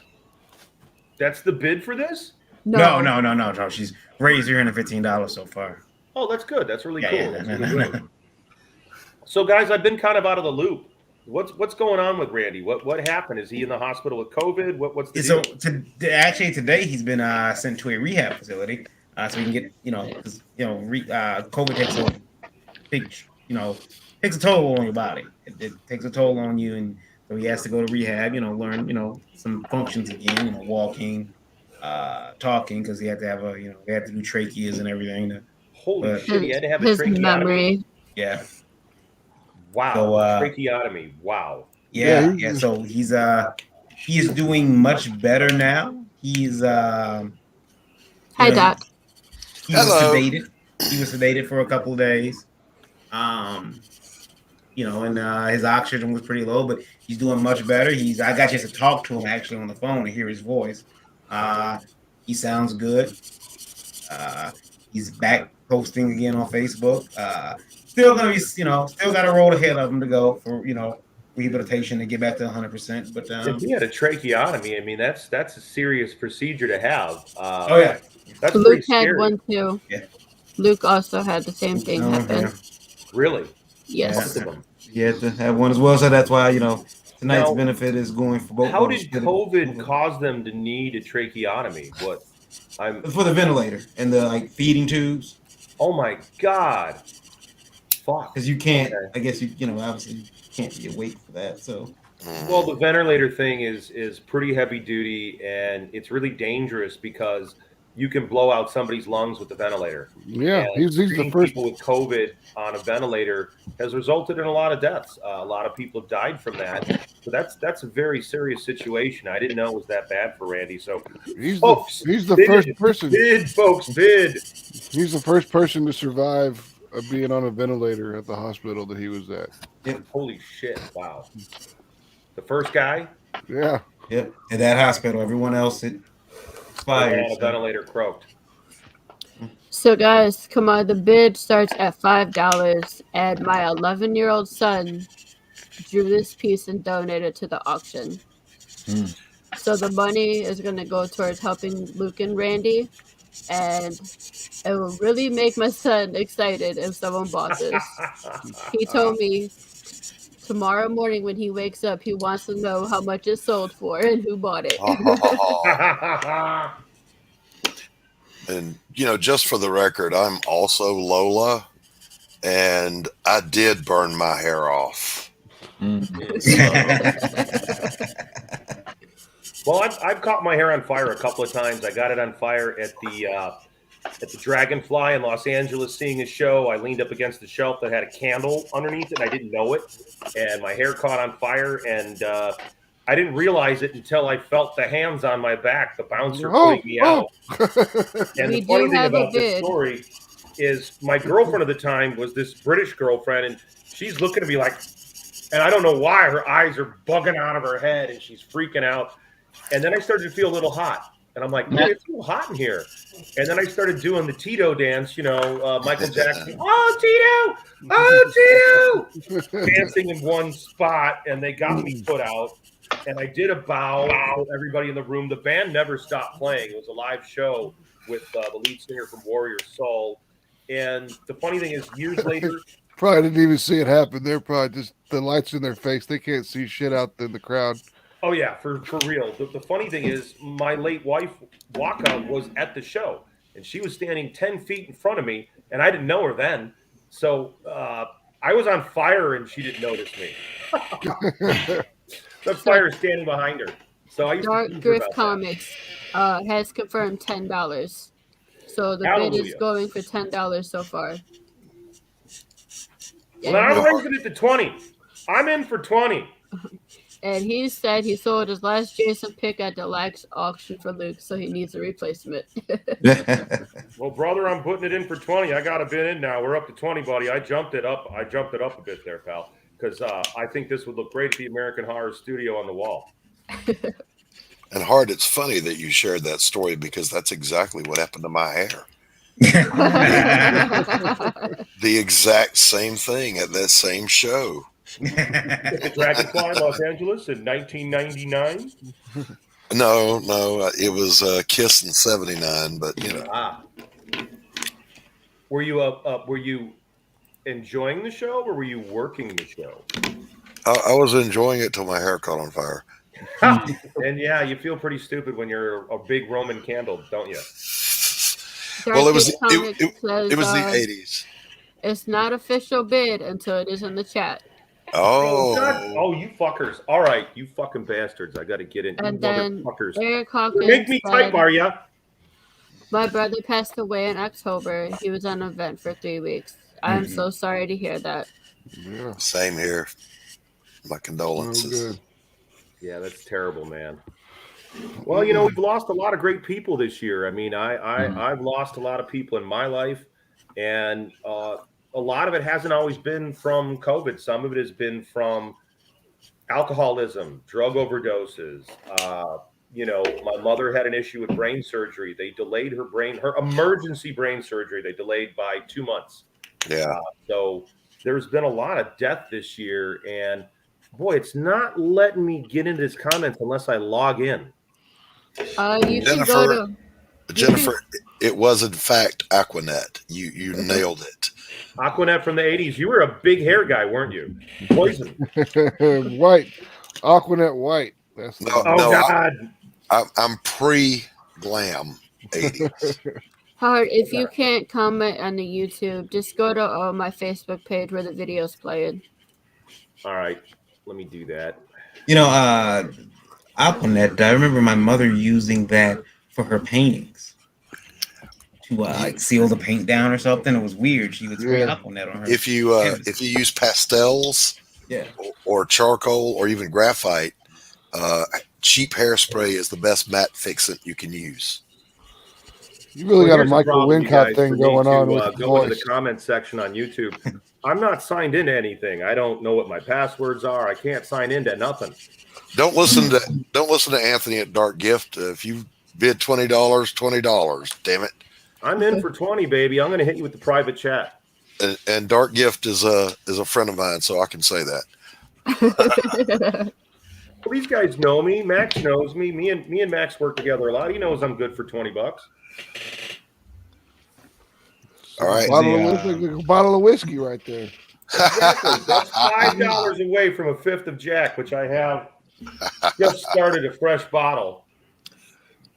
So Hart put his bid in the private chat because he can't comment. So the bid is at $20. All that work just to get outbid. Outrageous. All right, Anthony, up your game, brother. See, 25. This is 25, 25, 25. $25, $25.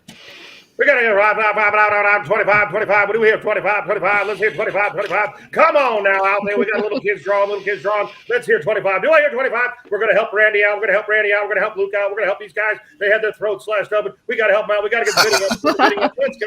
Do we hear another bid for 25? Do we hear another bid for 25? Yeah, see, I honestly think, Simon, that the world actually ended in the year 2000 and we're just living in some kind of jacked up purgatory. I mean, once you've lost Eddie Van Halen, that's it. Game over. The funny thing, purgatory is my family's last name. Yeah, when she got married, it was a big drive to try to convince her to use that as her last name. Like, no. It was like the purgatory Grant wedding. Yeah. You think purgatory would leave us with non-singing Paul Stanley? I don't know. Yes, as a punishment. Yes. Yeah, that's not. Oh, okay. Yeah. That's who they'd leave us with. All right, guys. $20 going once. $20 going once, $20 going once, $20 going twice, $20 going twice, $20 going twice. Let's get it up there. Let's get it 21, 21. Do we have a 21? Do we have a 22? Do we have a 23? 22, 23. Let's go once, twice. Do we have anybody in the comments? I can't even see the fucking comments. What do we got here, folks? We're still at 20. So, $20. Looks like this thing is going to hang up in the new American Horror Studios on the corkboard. All right, going twice. Corkboard, by the way. Stick a pin in the 22 confirmed. 22 confirmed. Oh. Hallelujah, Dark Gift Comics. All right. Sit down. Did you guys go to auctions as a kid? No. Yeah, I did. My dad loved that stuff, so he would take me and my brother to these auctions in Indiana. So we had a blast going to these things, but me and my brother had a big mouth, and there was a lot of scary, ugly, big-ass, crazy farm boys out there, and me and my brother always seemed to say the wrong thing, and my dad would be like, "You trying to get me fucking killed? Shut up right now, shut up." Dad, why are these women all so ugly? Shut up! You want to get me beat up in the parking lot? Shut up! 22 going once. Daddy, why did that man marry his sister? Is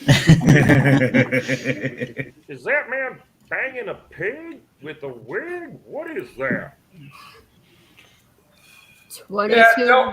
Don't buy that goat. They slept with it. That meat's bad. It's like that movie, The Gentleman, with Matthew McConaughey and directed by the director of the Sherlock Holmes films. And it is sold to Guy Dark Ritchie? Gift Comics for $22. Fantastic. Good job, brother.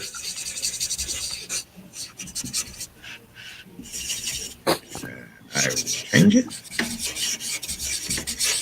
Man, who tied their microphone to the marker? Goblin.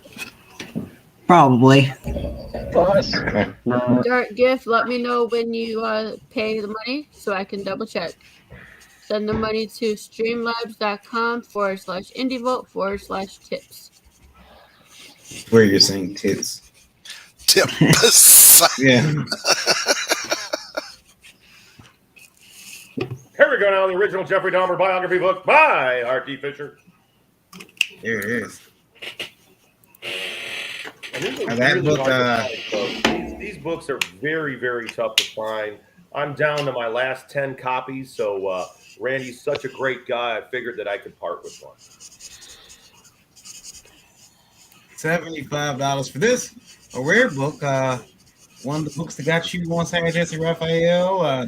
Was it Donahue as well? Yeah, ladies and gentlemen, this is the bad boy. A reporter in Milwaukee bought this book and took it to the victims' families' homes, jammed it in their face, and did a ambush interview on their front doorstep. And from there, it got crazy. With I got sued over this book. There are 3 different printings. This one was the second printing. First printing is really hard to find. I don't really see third printings around much either. This seems to be the one that has stuck out with people. And it's got, I believe there's some photos in here from the Dahmer Q when they did a march on my house. There was a protest march on my house. I was on CNN Headline News. I was sued by the victims' families. I was in court for about 1.5 years, 2 years. I won my court case. And so this book has been featured on Sally Jesse Raphael. And I will say that on that episode of Sally Jesse Raphael, I had the lead singer of My Chemical Romance, Gerard Way.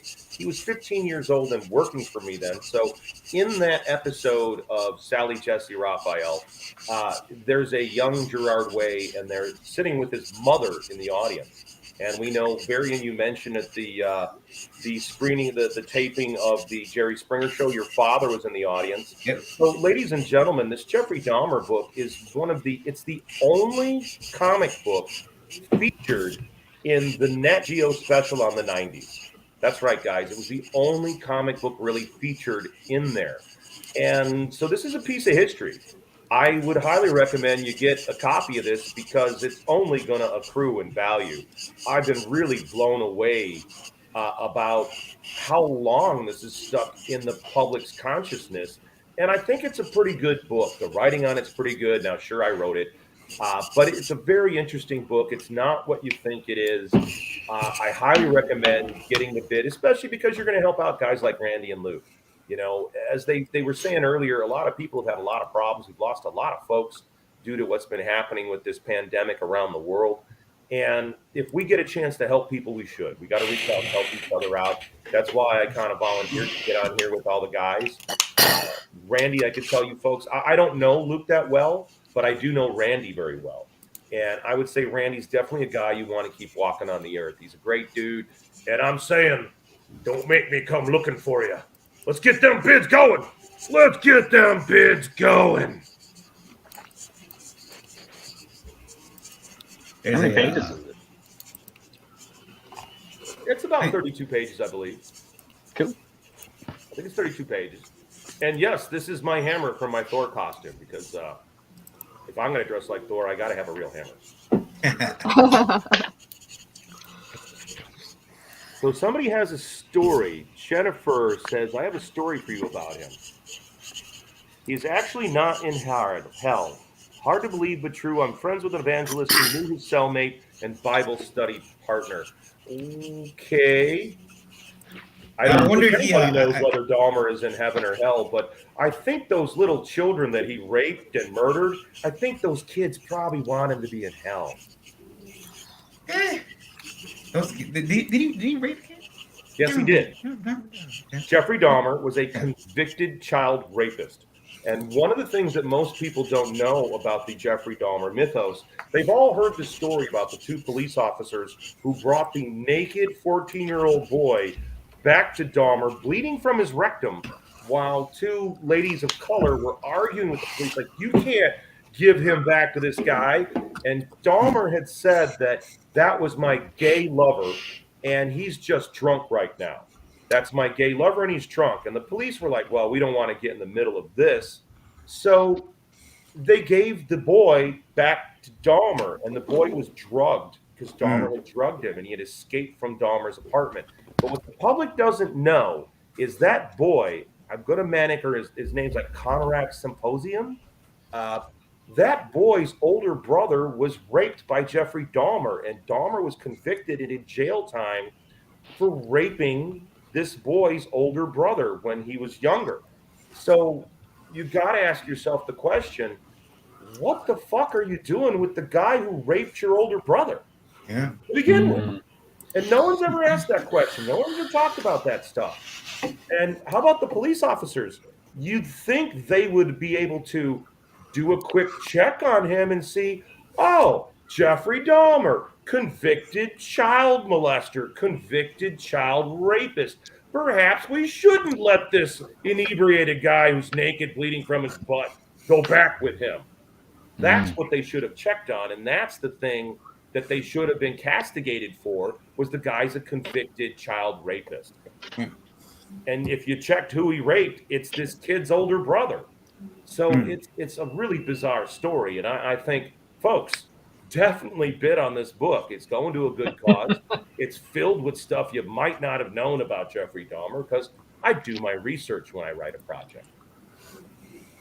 That's the Jeffrey Dahmer book. It is, again, one of those rare books that is going to do nothing but go up in value. So if you're looking for a book that you can add in your collection, maybe pull it out in about 5 years and see that it's gone up. Now, Hart, are you going to sign this, by the way?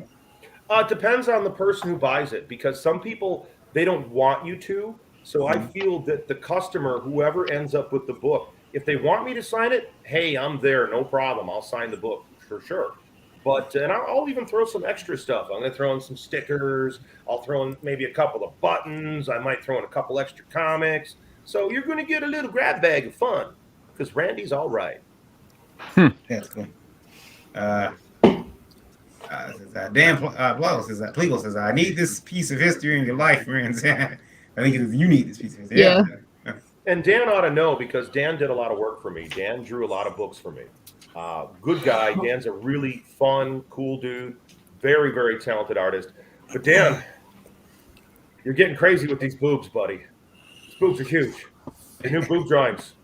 It's huge. Boobs bigger than both my legs put together. Dan. What's wrong with big boobs? I got them. Fine, but we're talking about like volley beach ball, like rolling exercise ball, like giant. Like they'd hurt your back boobs if you're a woman. I have hurt your back boobs. They hurt your back. So, holy cow, these things. I have a medical problem where my boobs do not stop growing. Lola's going to be basically she's going to be a walking Steph Wilson piece. In about a years. Buddy on my Facebook page, and in fact, he's also a military vet. He won the Bronze Star.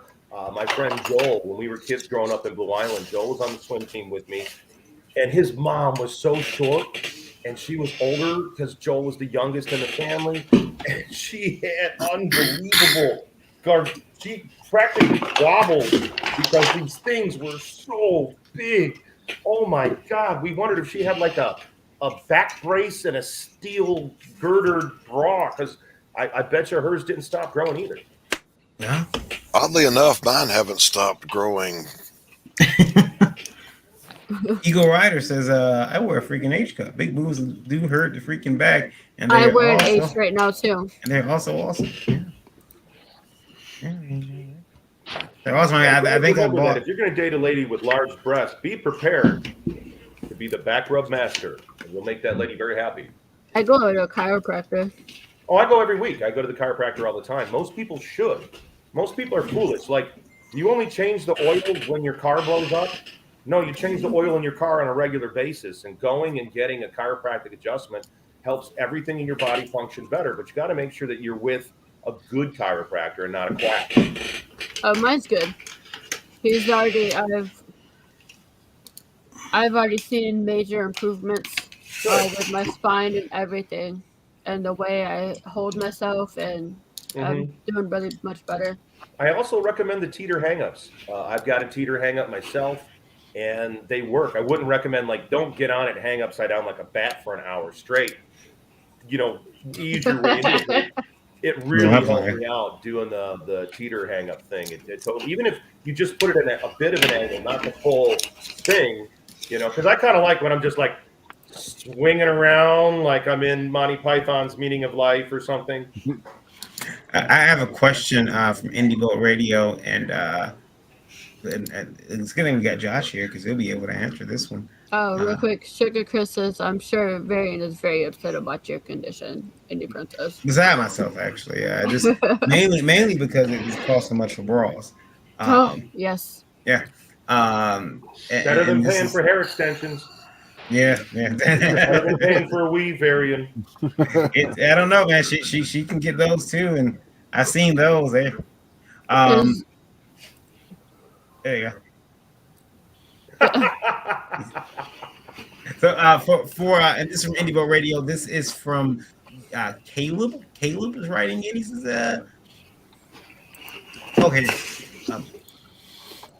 I'll read it just as it's going. I was in an argument with a manager at a store over the craftsmanship and style of Copics versus Micron.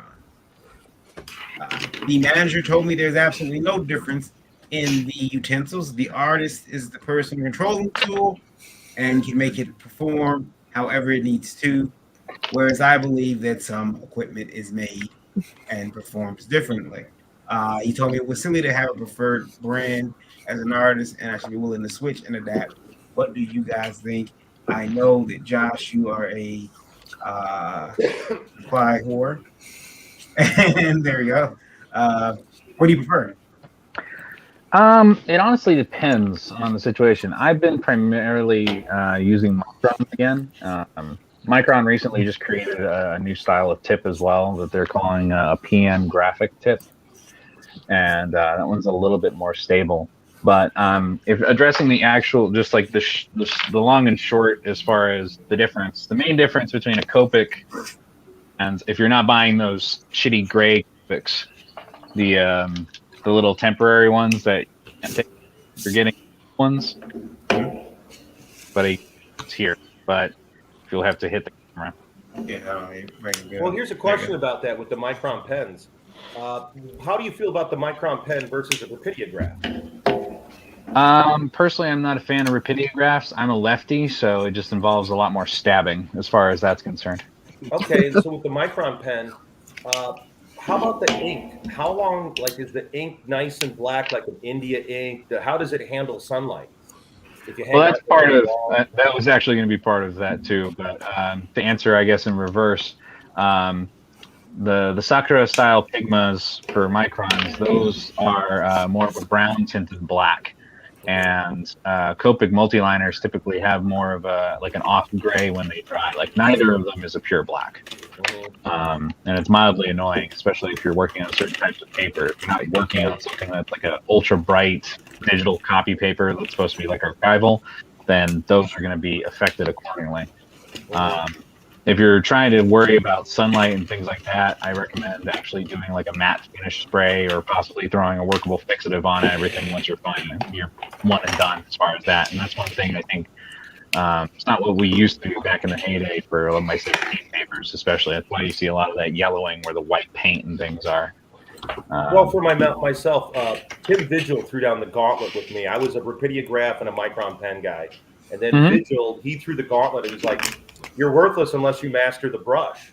and Tim just kind of laid down the challenge of you got to master the paintbrush and in India ink. So I did it. I went ahead and it was hard. It was really hard learning the brush. I was very intimidated by it. But once I learned the brush, I really fell in love with the lines of the brush. But I still love my Rapidographs and I still love my Micron pens. Yeah. So I do use a lot of disposable brushes as well when I have to, especially for hairs and things like that. And it's really great for balance. And Tim makes a good point as far as that's concerned. It is good for learning how to balance, your hand and stabilize your hand. But I think one of our tools that fades over time, despite experience, is going to definitely, serve worse for wear. It is going to be your hand. Well, it happened to Bernie Wrightston. It's happened to Frank Miller. To everybody, and that's where it's like that's one of my major terrors. So my next item for auction is the coffin-shaped gallery of the naughty cover of Lady Death. It's number 185 out of 290. Starting bid is $100. Okay, so this is the companion to the Hell Witch from earlier, right? I believe so. It seems like it is. Yeah, definitely the same style. Yeah.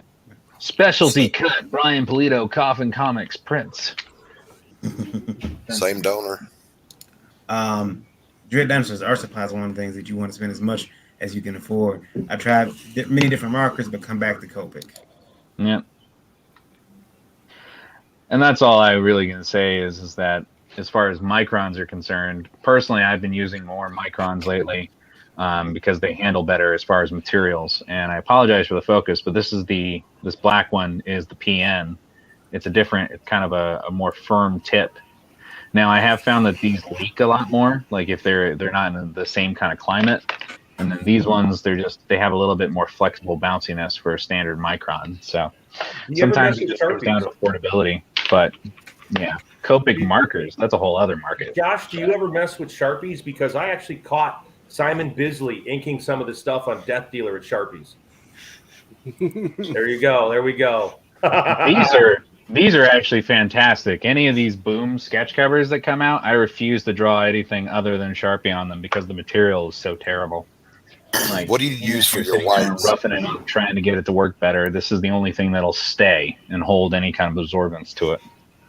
But these are actually pretty great, and they're pretty affordable too. They've only recently started fixing them out. What'd you ask, Doc? Josh, if I use Sharpies. No, I was asking, what do you use for your whites? Oh, for my whites, I use a combination of things. I have Liquitex in the other room, but primarily I just use Molotov. So. Use who? Molotov. Molotov. Yeah. Molotov. Fucking throwing bombs. Could you put that back up? I'm sorry. Yeah, Molotov. Yeah. Very ridiculously expensive, but refillable. And much like Copics, you can swap tips out. Nice. Oh, cool. Yeah. And then they're shake and bake. And they come with a variety of other colors as well. So here's our next piece. Look, it's an original. Jim O'Reilly. Yes. Auto parts. Sorry. Jim O'Reilly with Ninja Turtles' last Ronin piece. Fancy. Is it 11 by 14 or 8.5 by 11 or? Let me look that up. Let me see if they give me the information on it.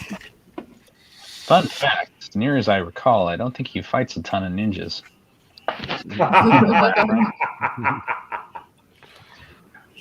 All right. Well, I'm gonna have to get up out of here, guys.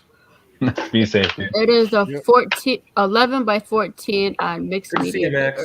Yep. Peace All right, Max. You have a good one, sir. Thank you, Max, for coming on. Yeah, no problem. Peace.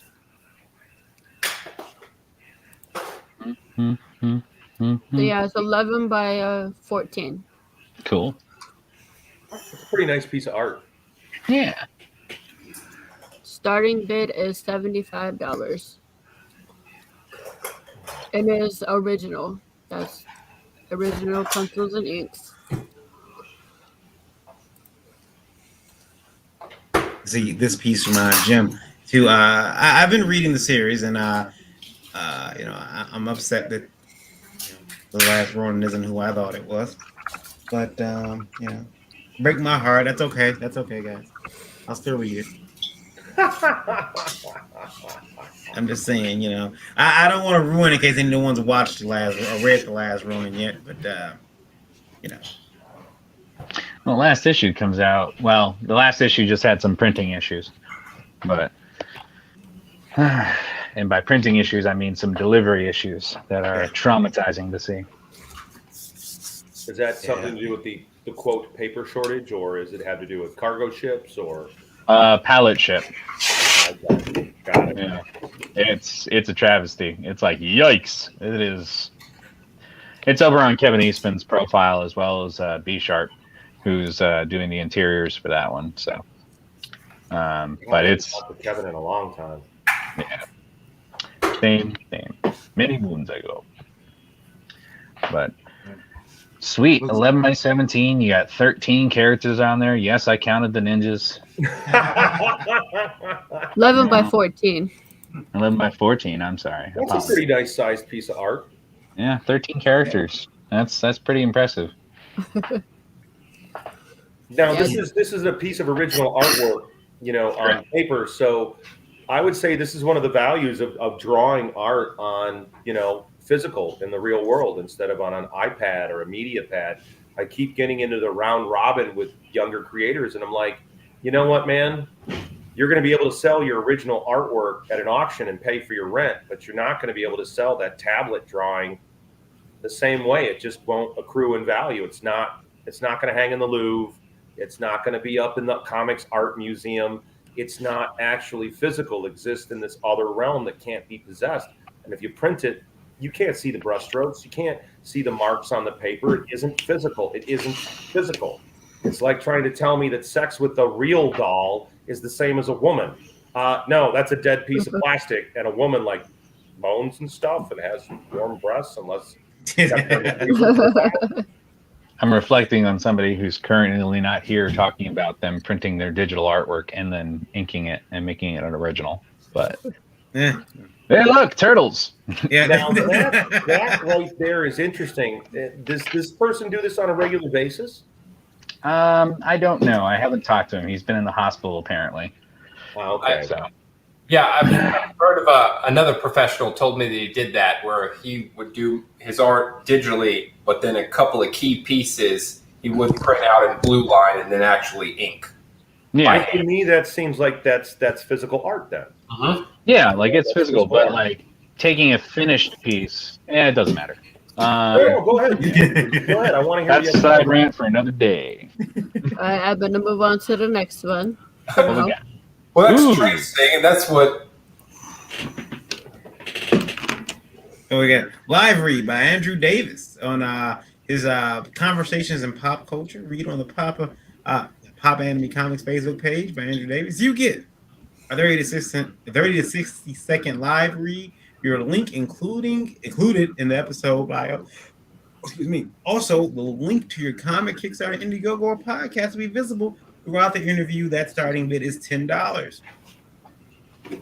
So, like, are we talking like Lady Cleo reading, or like reading from a script, or reading? Yeah, he's gonna read your script. Read your basically buying advertising on his. It's basically advertisement. Okay, interesting. His pop culture podcast. If the bid goes higher than 10, does it get to be longer? I like the cut of your jib, sir. He did not say you can discuss that with him. No, I want to make it more fun and be like, every $10 you get another 60 seconds.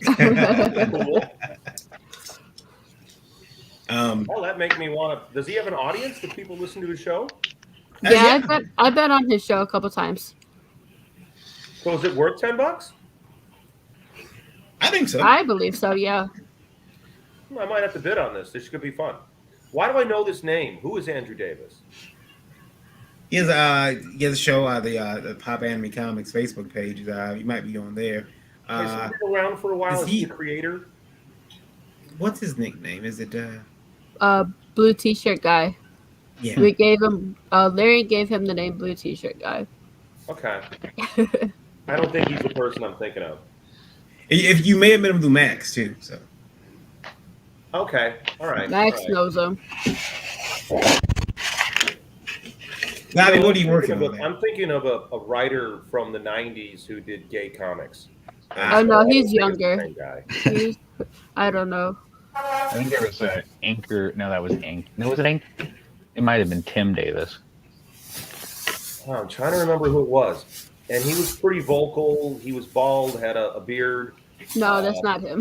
Not him. He was a cool guy. I remember it. You know how it is, how many people kind of breeze through this industry and you've done it for a long time. You either remember the really cool people or the big assholes. Mm. Yeah. Who made the impression? You know what I mean? Who made the dent? Yar. Come on, guys! It's only $10, and it's advertisement.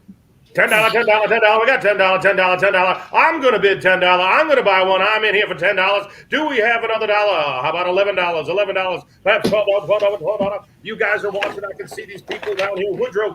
What's wrong, Woodrow? Simon. It's not the person. It's the tool. Oh, no, wait. It's the artist, not the tool. No, wait. It's the tool. Let's bid. I'm in for $10, so I'm in. All right, say for $10. There you go. Lola, did you see? I don't know if you've seen this, but we have 2 channel members now. Actually, if the artist is a tool, then it is the artist.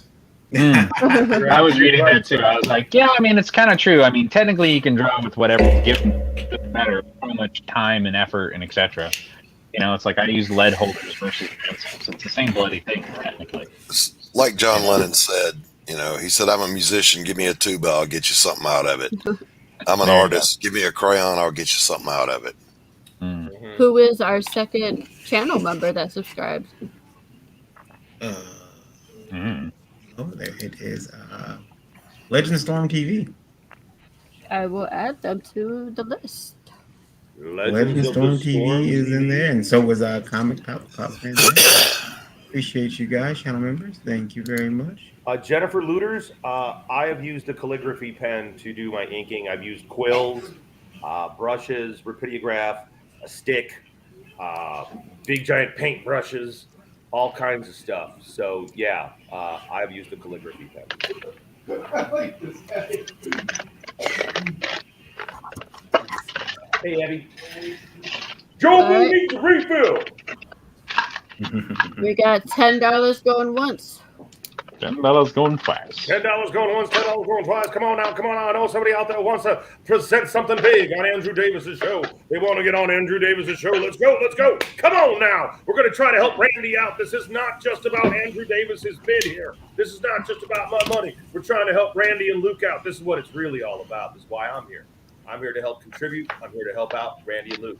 That's what I'm here for. So, folks, let's get this bid got up. $12. Mark Darden. Nice. That's what I'm talking about. So we got $12 going once. Oh, no, I'm going up to 13. Lucky number 13. Well, are there multiple of these to sell? Or is it just the one? No, it's just the one. Okay. Mark bid 15. Son of a bitch.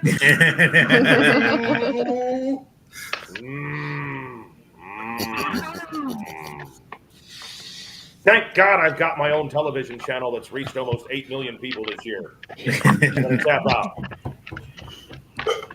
All right, so Why Mark are is you throw up a hosting offer then? You throw up What'd you say? up there. I should offer up a 30-second commercial space on American Yeah. Throw that in there. I think we should do that, my friends, because the viewers tune in more on the commercial breaks at American Horrors. It's kind of funny. We're about, I think today we are at 7.6 million viewers for the year, and average watch time is 27 minutes and 34 seconds per viewer. I will mark it the Andrew Davis one for 15. Mark, I think you got this, Hooray! buddy. Hey, Holy crap! Guano We jumped guy. to like 30 Good to like job. 6. Let's see here. We can put that on the banner. Down to 2. Damn it! I've been outbidded twice. Son of a bitch. Oh, these are comment notifications. Never mind. The tablet version of StreamYard is funky. Is it? Yeah, I the tablet version also, or the phone version. Yeah. I find it hard to sign out of the room. I'm normally on the phone. Like for myself, I normally do this through my Android phone, and it kind of works good. I just can't like see everybody. You know what I mean? All the little windows, but it gives me more mobility. I got a little tripod, and so I actually like to walk around, and especially in the new place I'm living in now, we're setting up every part of the house to be a different set for the American Horror TV channel. So, what is this? Metal cards and stickers by Pixel. Yes. Critical Snail. Is Pixel somebody's pseudonym? Yeah. Pixel Traders got gonna give us some metal cards and stickers. Set of cover crashers, metal cards, stickers. Starting bid is $50.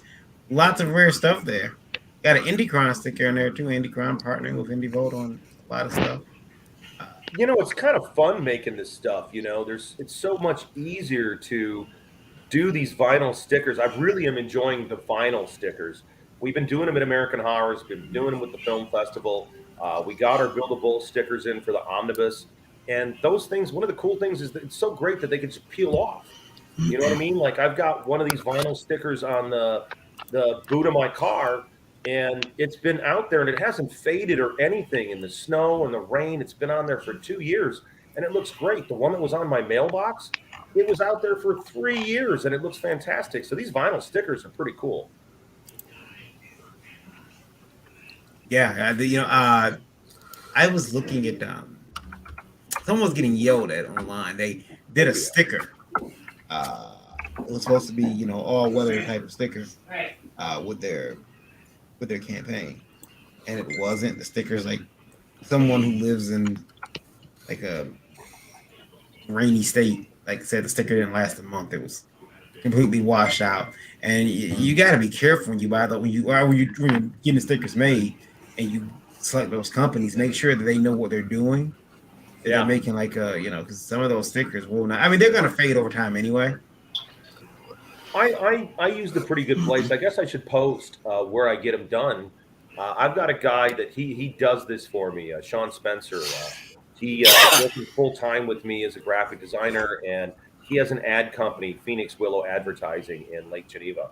He's a rock and roll guy, and he's the one that introduced me to the vinyl stickers. And he actually had bought his own vinyl printing machine at his house, so he was replicating these and doing these out of his house. So we were getting really good quality stuff from him, and now he's sourced out this new stuff. And so the new buildable stickers, well, they're brand new, so I don't know how long they're going to last on a mailbox outside. But my other vinyl stickers, rain, wind, snow. I'm in Wisconsin, folks. I'm right by a lake. We got tons of snow and tons of rain. Mark, let me know when you send the money over so I can check to make sure it goes through. Yeah, we'll do. Good night, guys. This is a really good deal. $50. You get everything that's shown. Right now, Lola, you were at 315. You're currently at 357. Oh yeah. That's your current. You were at 315. That is no longer 357. 357 is a number. To quote the Great White North, $10 is $10, eh? Mm-hmm. 357 is that tasty caliber. Yep. Mm-hmm. Somebody bid on this one to get us the 400. Come on, guys. Metal trading cards. Exclusives. So these metal trading cards, are they standalones or are they from a book? He did a set of spoof metal trading cards. He calls it the cover crashers. Oh, cool. So Let me these are spoofing other covers of other books. Yeah, he did send me a video. Let me see if I can get that to play. Kind of like Wacky Packs. Anybody remember Wacky Packs or? Sorry, I'm old. Vaguely. That was a Pog thing, right? Ha! You fucker. I like this guy, Josh. Where'd you get him? I've been hiding. I've been working. Yeah. Well, you know, for American Horrors, we knew Spectre was having hard times. Terrorism just doesn't pay like it used to. The real money is in drugs and vaccination dollars. So we went and bought an undersea base from Spectre. So we're setting that up now. We're clearing out the bodies and getting it ready to be shooting American Horrors in there. Here is the video he sent me, guys.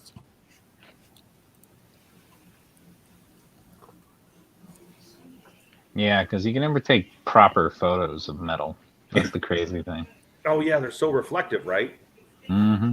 Is it a cyberwall? That looks Cyberlog. awesome. Yeah. You guys got a bid on this. This looks great. Critical Snail. Cyberlog, that's good. Clone Star. Those are awesome. They look great. It's a great way to test your supplier too. Yeah. Some nice stickers. Buy Pixel Trader. Is that graveyard? Is that graveyard shit? Oh. Clone Star. I think that's a pretty cool set. I like that. And all the stickers. The Zerkanaut. And remember, guys, you're not just bidding on the sticker. You're not just bidding on the metal card. We're trying to help Randy and Luke, okay? Mm-hmm. So this isn't just about what little toy can you get. Guys, we're all contributing our time. We're all here to help out some really good people. And having your throat cut open and a tube jammed down it is serious fucking shit, man. So, folks, this is what we're here for. This is why we're bidding on this. Just keep that in mind. This is a little different than any other Kickstarter campaign, any other public fundraising campaign. These are guys that we know. These are guys that we care about. These are important dudes that treat people well. I mean, I don't know Luke, but I know Randy really well. And Randy has always been a super cool, super awesome, great guy. And those are the people we want to keep on the fucking planet. And that's why we want to help them out. End of soapbox. And related to it, in case you guys are curious, those are probably trading card size. So every one of those is going to look like that. As far as that, they're going to be like a reflective, hard material. They're waterproof. Most of the time, the art is sublimation, so it's scratch proof as well. That's cool. More durable than a normal print. So, how hard is it to print on that shit? It's not. It's just T-shirts. It's just hotter. Okay. No. It's the same process as doing T-shirt sublimation. It's just you have to do it at about 415 degrees. The hard part really comes down to the resources and then actually cutting them out one at a time and then rounding the corners. Holy shit. While wearing giant gloves so you don't give yourself second or third degree burns, which is why I pay people to do it. Remember that. You have fun with that. My hands are not Lloyd's of London material. So do we have anybody for 50, guys? Yeah, I mean, retail wise alone, I'll tell you right now, when it comes to me with one of these, they're $10 each. So that's what, 70? That's at least 70, $50 in metal alone, not to mention the stickers, which are somewhere between 2 and 4 each. And we're also trying to help out Randy and Luke. So that's This is very true. Very, they make really good tokens for Magic the Gathering, D&D, or covers while you're playing at the the local place with the boom boom noise and the strobe lights while wearing a mask and going, hit me, all in, all that jazz. Guys, I live in Lake Geneva where TSR was launched. So Dungeons and Dragons was born here. I'm friends with the Gygax family, Gary Gygax's kids. My buddy Dieter Sturm was the publicist for TSR back in the 80s and was on 60 Minutes. So that's a huge thing here, playing games, role playing. They've got Gary Con every year. And so I don't know. That's something. I'm glad you brought that up, Josh. Yeah. So we will move on to our next item. It is Mary Machine Gun #2 by Max DeVille. It is not that guy. Metal cover, metal Ed Bendis cover. Bendis. It's Bendis. Bendis. Yeah. Starting at $50. One of my favorite artists. One of my favorite artists. I had a long list of favorite artists. Ed Benson's on that list. His whole family's very talented. Yeah, I know, right?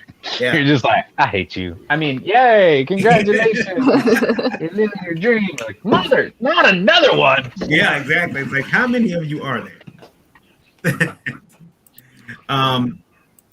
And there's not a bad one in the bunch. It's like, there's normally like, you got 3 or 4 people that can draw on a family. There's somebody that's like, now you go work over there. I've got to tell you, Max has done such a good job with this kind of material. I mean, this isn't really. I worked in pornography once upon a time, so this stuff is kind of softcore for me. But I got to tell you, Max is doing a great job with these books. He's got a great eye for artists. The coloring looks really good. I'm very impressed with Max has done over the last 2 years and how far he's come. I mean, we've been talking about this for a long time. At one point, Max was talking to me about licensing all the Boneyard material, the Boneyard Press material, and he wanted to do trade paperbacks with it. So to see Max doing what he loves to do is really awesome. And I kind of feel like we're seeing the birth of a new Chaos. Yeah, he's doing a lot of cool stuff. Mary Machine Gun just being one of them. He's got the other series in Neo Tokyo. Yeah, and this is exclusive. It is a metal cover. Yeah. So this is a metal cover on a comic. If you've never seen those, you should definitely treat yourself to this one, $50, because this book will probably go for about, I think most metal comics in cons, I think the cheapest I see him at is about 70.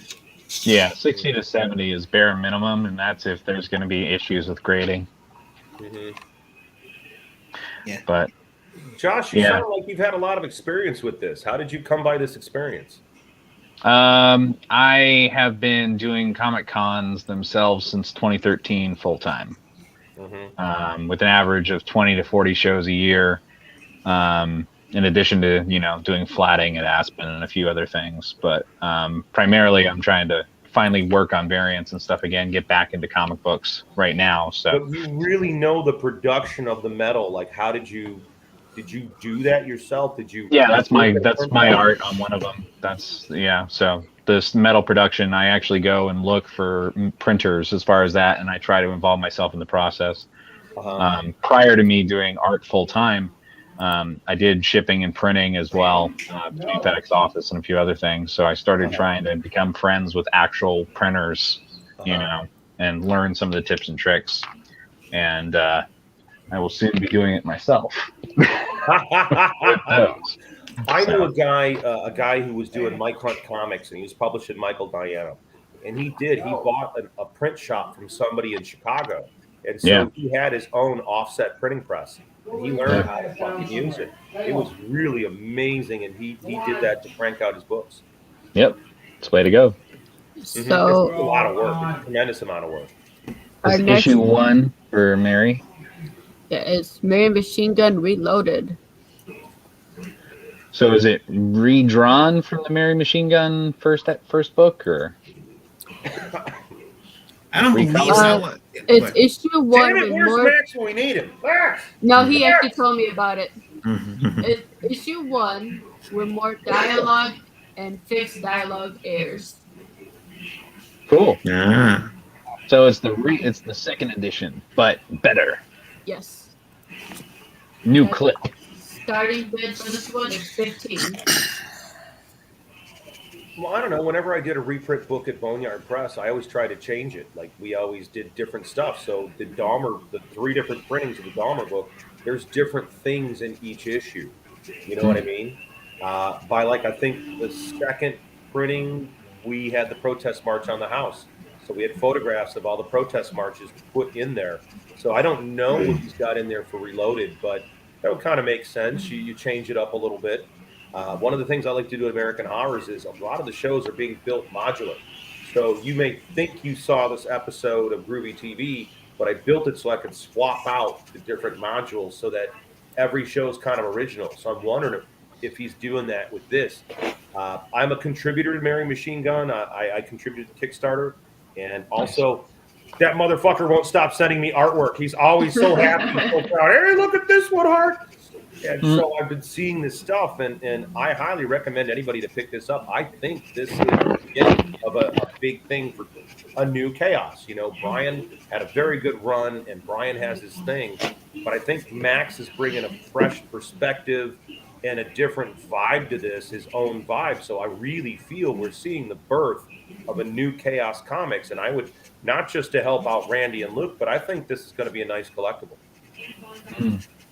And it's only $15. It's only $15, you guys. See, now, whenever I do my impersonation of Max, nobody believes me that it's him because you guys don't hang out with him on your fucking couch. You don't hear him talking off the air when he talks, like when he's talking for real. It's way faster than on the air. He's so slow. But the best way to think of Max hanging out on your couch is, what if Hank killed a motherfucker? That's Max DeVille hanging out on your couch. What if Hank Hill, propane products, had killed a motherfucker, had killed a bunch of motherfuckers, and he's on your fucking couch? I have a blast with Max. We've done a lot of work together. I've stayed at his house. He's stayed at my place. We do a lot of stuff. So I love impersonating him and tweaking his nuts. And we've got a couple other things. Lowell, did you? We got the Mary Machine Gun Reloaded. Oh, there it is. My Date with Monsters #1, donated by Geekadrome. That's Paul down there at Geekadrome Comics. My Date with Monsters #1, Aftershock Ambassador variant. Starting bid is $25. That's a cool title. Yeah. Have you guys seen this book? Have you guys read this book? No. It looks cool. Now, 1 second. Let me see here. I want to get some information real quick, but I am pretty sure I have heard of it.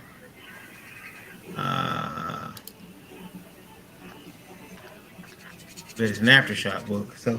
But yeah, you guys can pick that up. So starting bid is $25. I believe that cover, that version of it, is actually going for a lot more. If you were trying to buy it in stores, so that's another thing that if you're a collector, $25 might not be that bad. What were you gonna say, Lola? I'm sorry, did I cut you off? Nope. I'm just gonna move on to the next one. At the end, I will show everything, and if you want something, say it in the chat before the show is over. Mystery Envelope by Eric Hodson contains a mix of prints, trading cards, comics, and more. There are 5 of these.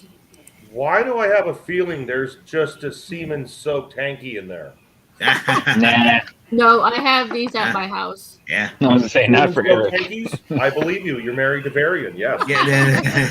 It's my understanding that Varian pops like Peter North. Yeah. They call him the Decorator, too, at conventions. I'm the new Ryan Madison. That's that guy's a beast. Contains a mix of French trading cards, comics, and more. I've looked through some of these packages in the past when Eric had them at his table.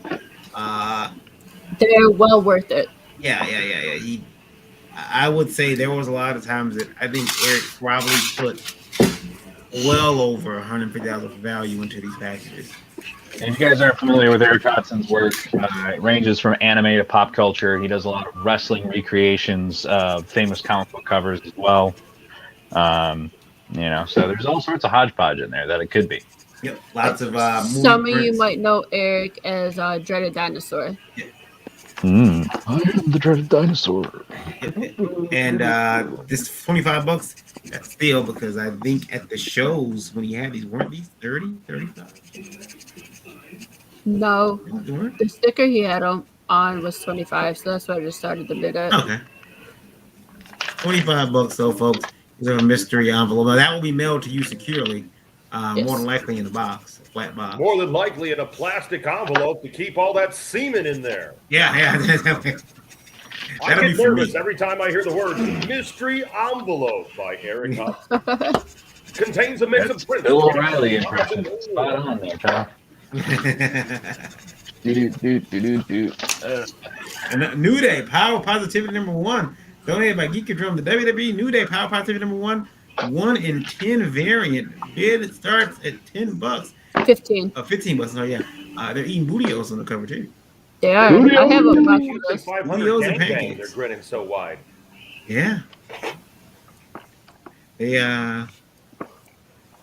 that I love the New Day, but I have a box of bootios I never ate either. They're just sitting up there getting more and more stale as the days go on. It's a collector's item. Yeah, I watched that video. We're going to do a starting bid where Varian has to eat the expired bootios. Yeah. Starting bid is $10. It's got to be a live stream, right? Yeah. He's got to eat the whole box. Oh, see, I'm helping. Aren't you glad I came on the stream, Varian? Don't eat the bootios. Don't make me eat the bootios. You gotta eat them. New Mutants #1, donated by Wendy Gale and Chuck Pinot. New Mutants #1, 1982. Year I was born. Written by Chris Claremont with art by Bob McLeod. Bid starts at $50. New Mutants #1, folks. New Mutants #1. I got it. I have it. Do you? Yeah. Okay. I'm embarrassed to say yes, I do. I was a huge Marvel freak until the 90s. According to them, if it's not slabbed, it's around $50 to $55. But if you get it CGC graded, it can go all the way up to $150. The New Mutants. I've seen that movie. Didn't think it was bad. Didn't think it was horrible. You know, they wouldn't have called it New Mutants. It'd be fine. It's for the kids. I bet the kids loved it. Yeah. But the comic is got iconic status right there. $50, folks. Make this comic yours and add it to your Marvel Comics collection. Hey, there's no shame in buying the reprints. Or not even Are there any first appearances in there? Oh, I'll be the first appearance of First appearances. I mean, do you recognize any character on that cover? Can you name any character on that cover? Danny Moonstar. Sunspot. Josh knows it. Wolfbane. Louder, Josh. I Professor can't hear you. X. Cannonball. I don't. For real? Yeah. You just pulled that out of your ass like that? That's good. I mean, I haven't been having to draw these characters for people or anything. I was like, I don't know who that is. It's Cannonball. Oogie Boogie by Josh Lyman. Oh, yeah. 5x7 original in frames. 3 colors if it goes past starting bid. Starting bid is $40. And you can get it colored just like that. Yeah. It's got color. It's got white. Oh, that looks good. That's how you did the Deathstroke while we were sitting here talking. I did, surprisingly enough. That's awesome. There's also a Tigger. Yeah, But, we'll get to that one. Plexiglass frames, easel back, and hook hold. Nice and black. Ships really good. Don't have to worry about it shattering. Saves you a trip to the store for Christmas. I plan to go to the post office on Friday to drop off about 56 sketch covers for a comic shop. So, you know, get on it. Jump on it. This Those is are an on my own awesome stock, piece. too. I love Nightmare Before Christmas. No, wait. How many sketch covers, Josh? 56.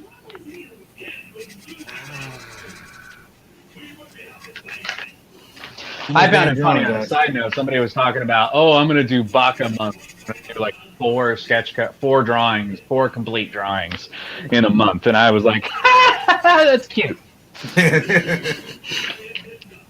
Bundled by Eric S. Hawkins. Thank you, Eric. This is fantastic. This is his Oz book, the Zombieful World of Oz. 1, 2, and 3 sketch cover of issue 3. The Zombieful World of Ashcan. Of Oz Ashcan, I'm sorry. 10 is the Zombieful World of Oz trading cards. 2 metal cards. A Luke Stone, the Woodsman print. Luke did some work on this book. That print. Wicked Witch print. 4 of the Zombieful World of Oz coasters. Zombieful World of Oz poker chip. Zombieful World of Oz lapel pin. the Stone Door Studios button, and the Zombie World of Oz 3 button. Starting bid is $75. You're getting everything. You're caught up. Yeah. World of Oz. Starting bid at $75. $75. Starting bid $75. Let's go, folks. Let's try to help some people out, some artists out. It's some really cool comics. Zombie World of Oz. I believe it's Oz, but everyone's zombies, correct? It's zombies. So I guess the world of Oz. Blue T-shirt guy. What up, yo? Hey, there he is. There's Andrew Davis. Your thing sold for $15. Oh yeah. Awesome. Cool. Happy to to help. Mark Darden. Yeah. You got to talk about my book. Yeah. Look. I'm going back and help. That's what I'm going to say. Zombie for World of Oz. I want to do an Oz book. Now everybody's got his Oz book except for me. I want to do one too, buddy. I'm gonna do an Oz book. I want to play in that world. Let's see. Fun fact: Lyman Frank Baum, L. Frank Baum, made it so that anybody who creates anything in the world of Oz becomes an Oz historian. It's considered canon, at least in their tellings. Yeah, I just have this idea where the tornado comes back to get Dorothy, except this time it doesn't get Dorothy; it gets my mom, Dorothy. I don't know, man. I think tornado's got to hit Chicago and bring Bill the Bull to Oz. Yeah, that'd be great. That'd be fucking hilarious. Oh my god! It's like Build-A-Bear, but more depressing since there's no Michael Jordan. The Rocket Raccoon by Mr. Russ Leach, 11 by 7. Is that 11 by 75 by 16.50? That is weird UK measurements again. I don't know. That's what he sent me. 11.75 by 16.5. 11 and 3/4 of an inch by 16.5 inches. Yeah. It's not that hard to figure out. Slightly smaller. Yeah, with decimal works. No, he said that's in inches. Yeah. Not inches. What is it? It can't. It is in inches. Okay. You can fill it up in millimeters. Oh, Canada! I would have called over to the UK so quickly. Russ, explain this shit. There's Eric Coggins. Zombie virus is still taking the land. There we go. Yeah, that's the story. That's why Zombie World of Oz. You go back to that real quick for him. And on top of that, I like zombies. Well, here's the thing. Like, okay, you say you like zombies, but aren't you kind of bored with a lot of the cliches and the trope? That's why I think it's neat to have zombies invade Oz. Yeah, that's why. Like, I like zombies. I like people who do different things with them. I mean, they're doing that. I've just seen someone do one with zombies in space. Heck, I did a variant for one called Goldilocks in Zombieland, and it's just literal tracings of Disney inside of it. It's like, wow. Nice. The guys, this is a great deal. Starting bid is $75. You get Come on, guys, $75. $75. This is one hell of a deal. This is a great package, and you're going to help out some great people. Come on, folks. I know you're listening. I know you got some money in your pocket for Christmas. Buy something, a stocking stuffer that'll keep on stuffing. Zombies in Oz.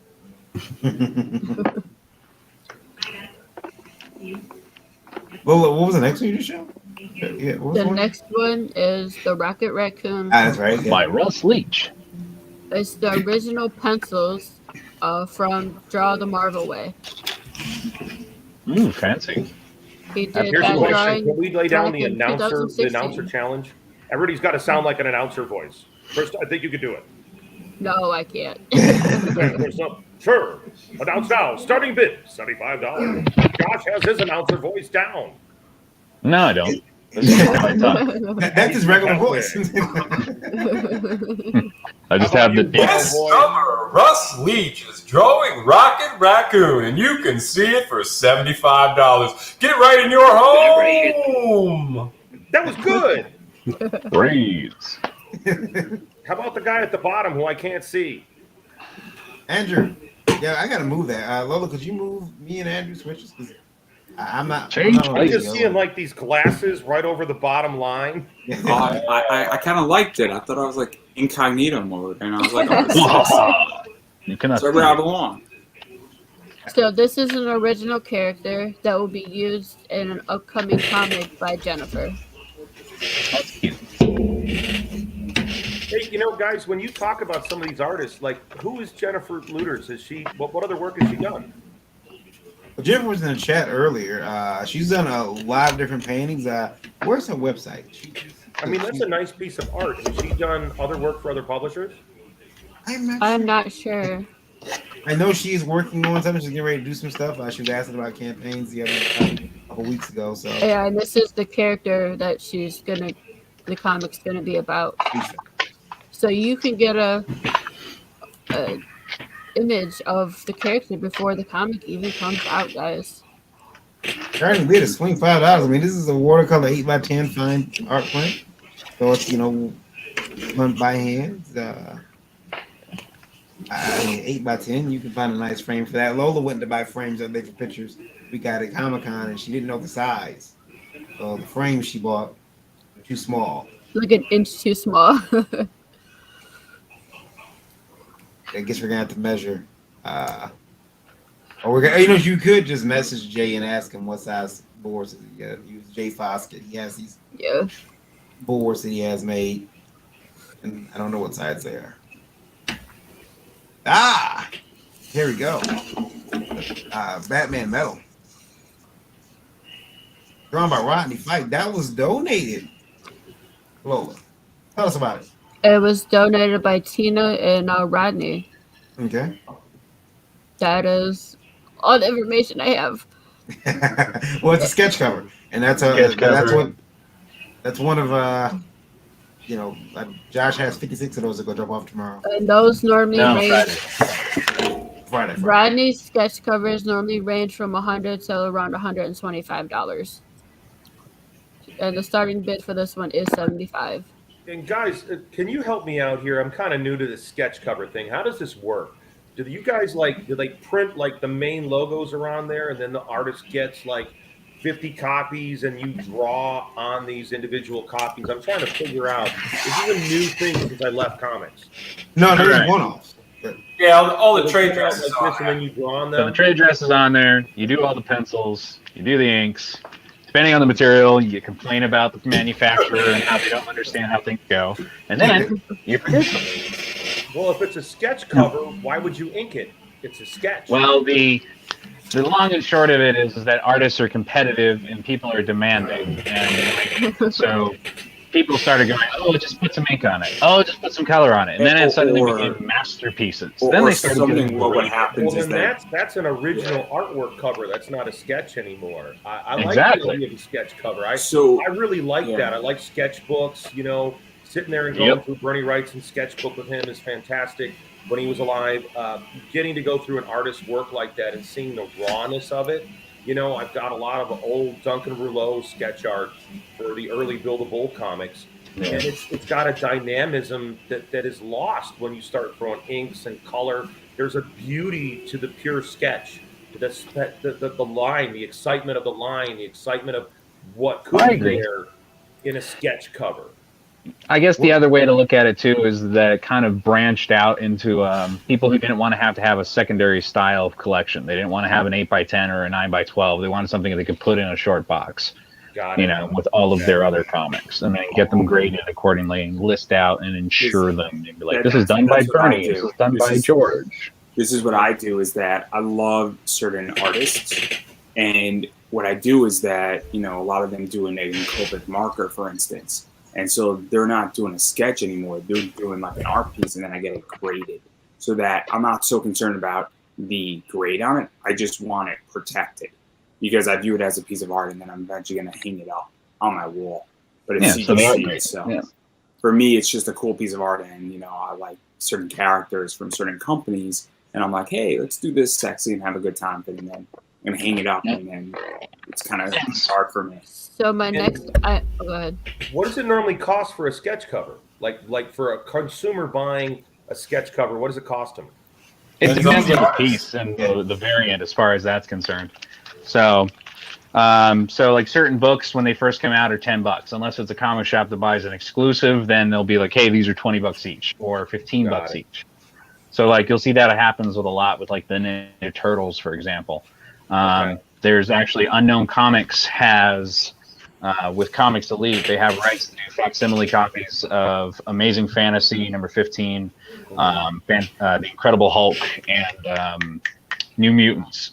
So those are them specifically. Like, hey, these ones are, you have to buy them through them. So those go for $12 to $20 a pop, depending on unless you buy them in a pack. But it's basically a piece of paper. If you mess it up, you're also messing up an entire comic book. My next item for bid is 3 original sketch cards by Sim. They are the 3 characters from the Natverse. You get Nat, Leone, and Rose. Normally these are around $35 each, and the starting bid is $75. When you say a sketch card, how big are these? 2.5 by 3.5. Oh wow! Okay.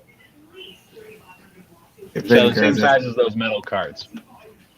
Ah, okay. All right. And these are all characters from the Natverse, his line of books. You can actually, I think he has these are gonna. I think these are gonna actually be trade, or they already are color trading cards. So you can get the originals. The base art for the trading cards. Starting at $75. Then we'll get those about 7% right over to you, right from the loving arms of Canada. To you, wherever you are, unless you're already in Canada. Then. Ah, not those evil Canadians. Oh, Canada. Number 2 country watching American Horrors today was Canada. Was it? Uh-huh. Number 1 country watching American Horrors for the last month and a half has been France. What were you going to say? Could you make Goblin Grimm scream big? I want to see what he's working on. He's working on the new design for Storm. Yeah. That's pretty. Yeah, I'm on TikTok live right now too, so. Even better. I'm jealous. I didn't know you were on TikTok. Yeah, I got an account a while ago. Caption. Whoa, what is that? That's Let me mute this because there's people jumped in. That's a beautiful weed. Oh, there you are. Look at that. Follow. Oh, look at that MJ. I like that MJ. There was a whole argument on Black Twitter this morning about the texture of Storm's hair. No, they actually just popped back off. Oh, you're good, man. And I'm like, oh man, I'm not getting involved in this, and I got offline quick. But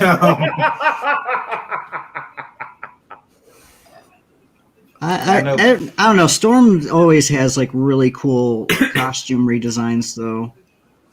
She always gets the cool costumes. I love the classic John Romita Jr. Mohawk punk rock outfit. Yeah, that's why I kind of like this one because it still has some of the punk rock elements to it. It does, and the design work around the hips looks really cool. The outfit looks really cool. It's just back when Storm would shank a fool. Even shank a fool, just zap him. No, for a while she didn't have any powers, but she had a knife and she was in charge. I really don't this care. one, she's still got she's got a knife Run around on with there a too. switchblade and those underground mutants.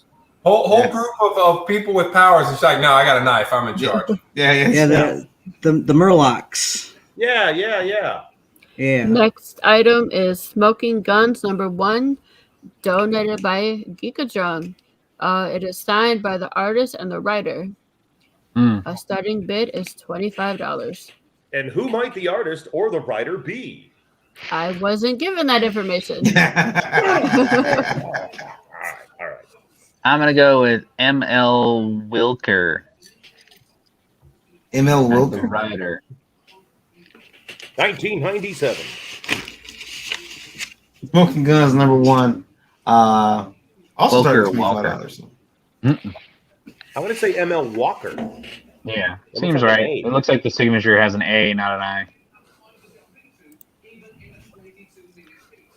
M.L. Walker, Smoking Guns. Yes, M.L. Walker, yeah. Yep. Does that say 97? It does. 1997. Yep. It was a one shot 1997. published by Ricochet Graphics.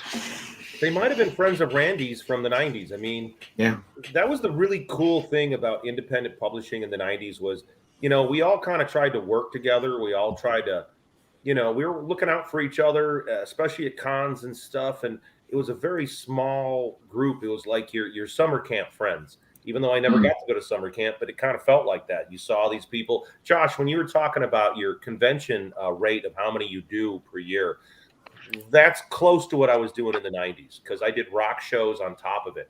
I did blues, rock shows, goth clubs, metal shows. So yeah, every weekend I was someplace else, and that was the only way without the internet to promote. And it was the best way to connect with your fan directly.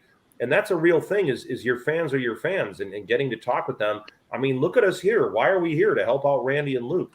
I haven't seen Randy in the flesh for goddamn like 10 years, 15 years, but the guy's a great guy. And we were part of that summer camp clique. And that's something that all of you guys, I think, are getting that from doing the podcasting together, and we get to hang out together, even though we're not in the same room. You guys have kind of created that vibe a little bit, like we're all in artist ghetto. That's what I call it, artist grotto, artist ghetto, where they murdered the artist and to kill them. No. It's weird because I've never met any of the people that I'm like in all these internet chats with ever. But I've done podcasts and I, interact with them online through Facebook Messenger. And it's just so weird because I obviously wasn't doing stuff in the content 28. So that is like, I can't even fathom what it looks like the indie scene in the 90s because I was born in 93. So for me, it's just so interesting because I'm getting that same vibe I feel just on the internet. And it's just so fascinating. And I'm just so thankful that I'm in the internet world because I don't think I would make it on the indie scene if I was born in the 90s and trying to do it. But it's kind of cool that everybody's able to get on the road, like what Josh is doing. You got to get on the road. You had to get out there. There wasn't an internet. You weren't going to get radio play. You weren't going to get any attention from mainstream media whatsoever. There was nobody to interview you. There was nothing like this at all. And you had to spend a lot of money to get attention in the catalog. A full page ad in Diamond back then was like $1,000, $1,500. And so this was a very expensive proposition. You couldn't do print on demand. You had print runs where you either printed 1,500 copies or you're fucked. You couldn't print. It was a very, very different environment than it is now. And people are just as PC as they were before. They're just PC over different shit. They're trying to they've always been censorious. They've always been banning. But the thing about the shows was you could hang out and like if somebody didn't have food, you could go buy them some food. There were fans that bought me food. There were times where I didn't have any money and a fan bought me lunch. You know what I mean? You're not going to get that on the internet. That's the thing about getting out there and meeting people. There were times where something didn't work out for me and I lost my hotel room and a local retailer in Philadelphia fucking had me on his couch and took care of me. And that's the thing that you get from conventions. And it's why I'm here for Randy, because I had that FaceTime with Randy. We hung out. We ate those bad convention pretzels together. We ate that horrible convention together. Convention pretzels are good. I don't know what you're talking about. Oh, God, no. Ladies and gentlemen, I must admit I have no microwave in my house because they're poison. They're boxes of death. So there is no microwave in my home. I don't eat microwave food. But I'll tell you, this Spawn sketch by Jim O'Reilly looks really awesome. It is 11 by 17 original. That's 11 by 17? Yes. That's a beautiful piece of art. Starting bid at $75. What are you bastards? Bid! Yeah, that's Abby, I'm dry. How dry I am. How dry I am. I'm pretty sure Todd himself might like this one. I'm surprised he hasn't snatched this up as the cover. Todd Father, they call it.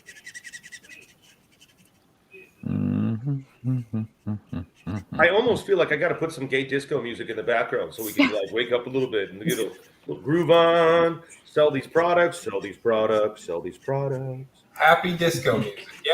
Yep. No. Gay disco. I'm saying gay. Happy disco. I got you. I know exactly. Happy. Fabulous. The old disco. Okay. Disco. Well, at least I won't be admonished on this show for any words I choose. So I've been on a few shows in the last 2 weeks that they didn't like my word choice. Well, when you're Hart motherfucking Fisher and you walk around with a hammer, fuck their problem with your word choice. Yeah, when you have a hammer, that's really easy. The official top Stranger Things artist proofs by Jim O'Reilly. Now, I'm going to ask Josh, because Josh, I've been doing Comic-Cons since 2008, so a little bit longer than you. But I mean, I was doing them back then too. It's just I've been doing them full time to pay my bills since 2013. Right. I will be right back, guys. Okay. Start the bidding, please. Okay. Starting bid at $75. Original So concept. these art, are artist official top proofs. Stranger Things artist. Correct. By Jim O'Reilly. Explain to me what an artist proof is, as if I'm an idiot, and I am. Yeah, no worries. I'm going to one-up you, Varian.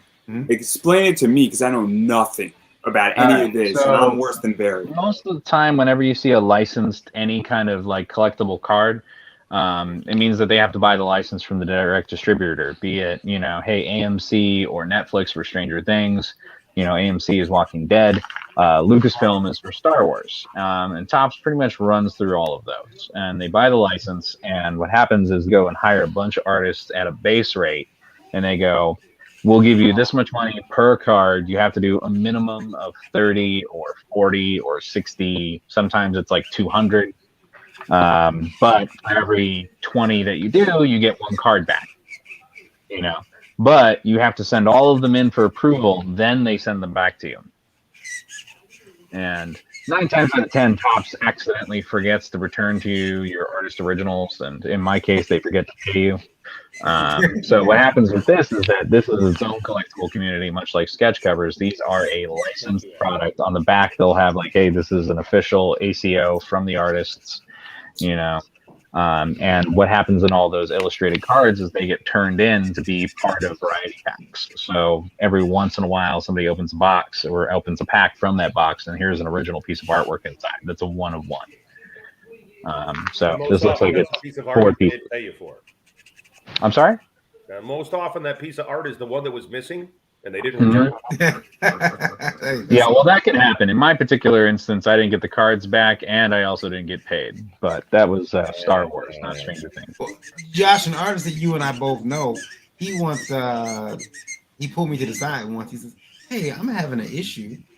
With somebody wanting to provide art, or someone trying to sell artist-proof copy of a cover that you've done."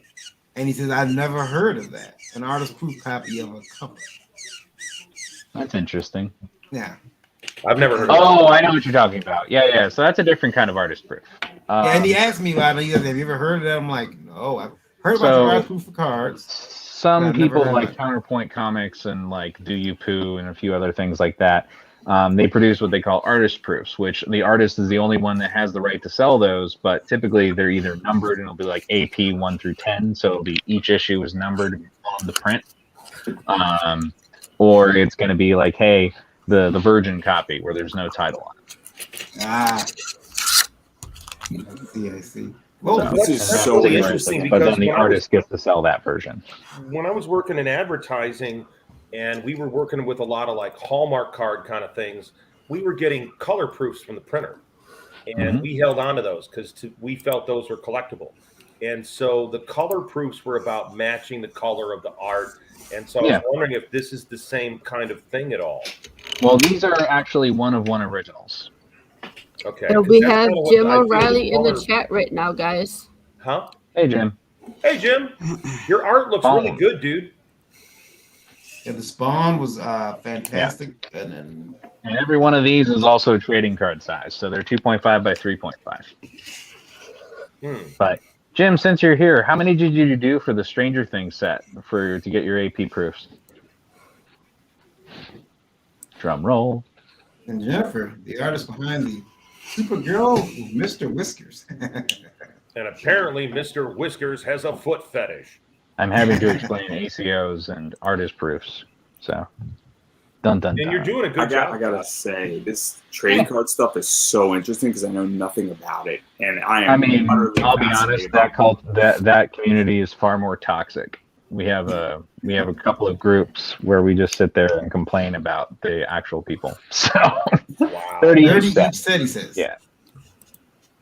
30 each set, Josh. Like they're like, oh hey, I'll give you. And what's more fun is like people who bail on doing the books for the artist proofs or whatever. They just bail, but they already have the cards. So then they'll go and try and sell the cards to another part of the community because they want to hire other artists to draw on those licensed pieces of paper. It's the same thing as a sketch cover in that capacity. Yeah. You know, but it's So a is licensed that- piece. I'm like, yeah, so what? I've got Voltron out there. I've got Star Wars. I got all sorts of other fun ones. Who cares? So he said 30 each set. Is that normal? Is that about it? 30 is typically a starter set. They'll typically try to get you to do somewhere between 30 and 60, unless you're like super quick. And then the thing is that they're only paying like $3 for each one of those things. So It sounds like, kind of like the old White Wolf stuff in the early 90s when Tim Bradstreet was first breaking out, and him and the whole crew of guys were all doing illustrations for Vampire and the Werewolf games for White Wolf. And a lot of what you're talking about sounds like the same gauntlet they ran. It's a lot like that in that capacity, but then these ones get approved or disapproved. They go, hey, do this. And they're like, oh, well, we didn't like how you drew this one, so we're denying you this. And so you've already done the work, but you're not going to get paid for it. Yeah. You know, they'll send you more cards and go work more. And then you have to price your artist proofs backwards and be like, okay, so how much are my artist proofs worth if I was told I had to do 60 pieces of illustration, you know, and do it in this amount of time? Because they'll typically give you about a month and a half. And be like, And you hey, know man. what? That's some really good professional advice for any of the artists that are listening to this. The stuff that you're talking about is all top-notch pro stuff. So, Varian, thank you for asking him about this. Dude, I'm learning. And I've been doing this for 30 fucking years. Man, I'm just fascinated. So this is cool for me because I know nothing about this. So this is It just jumps all over. And I apologize if it comes across as pessimistic, but it's one of those, like, even sketch covers right now, like, we're dwindling towards the end of sketch covers. You know, even Marvel and DC are kind of waning that down. So as far as their production of those, so they're like, yeah, we think we're done with this. So Meaning we'll see. they feel they burned out their marketplace. Kinda. They started going haphazard. There's a couple of horror stories here and there with bad paper. You know, it's the thing the majors do is they keep, like, okay, all of a sudden Batman's hot, so all of a sudden we need 5 Batman books. All of a sudden this is hot, and so we're going to have 6 Superman books. And so now the new thing is, okay, so gay guys are hot, so now we got a bunch of gay heroes. So now lesbians are hot. So all of a sudden Harlequin's a lesbian now. And it's this whoring out that the corporations do. They don't have any respect for the artist, the audience, the consumer. They're just trying to grind out $1. And this is going to get worse in May. Yeah, I mean, what we're doing is different. Like this Tigger by Josh Lyman is fantastic. A cute little 5x7 original. It's not like poured out. It's like this nice individual piece. It's gorgeous. Fucking starting bid at $40. Man, that's a nice piece of art. Josh, for some reason, it looks like you kind of stepped outside of your normal style for this piece. Did you? Well, this particular one, I believe, is from 2000. Yeah, this one's 2019. This was actually using a brush pen for this one. So. I was looking like that. I mean, I could tell it's you. Yeah. But I recently, Josh, I hope you don't mind me telling this, but I recently came across a website selling some art, and I said, "Oh man, that looks like Josh's art. I should buy this shirt because it was a Batman crossover with my Nightmare Before Christmas one, yeah." And I was like, "This looks like Josh's art. I'm gonna send it to him too, just to say, hey, someone's stealing your idea." Well, they weren't stealing Josh's idea. They weren't. They stole his art.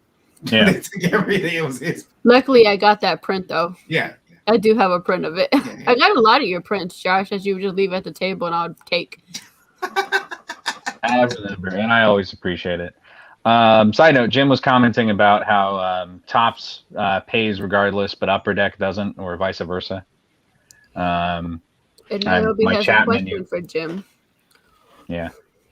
How do you even get Yeah, Star Wars, Walking Dead, Marvel. Topps pays regardless of approval. At least they paid you. I've got 2 Star Wars sets I didn't get paid for.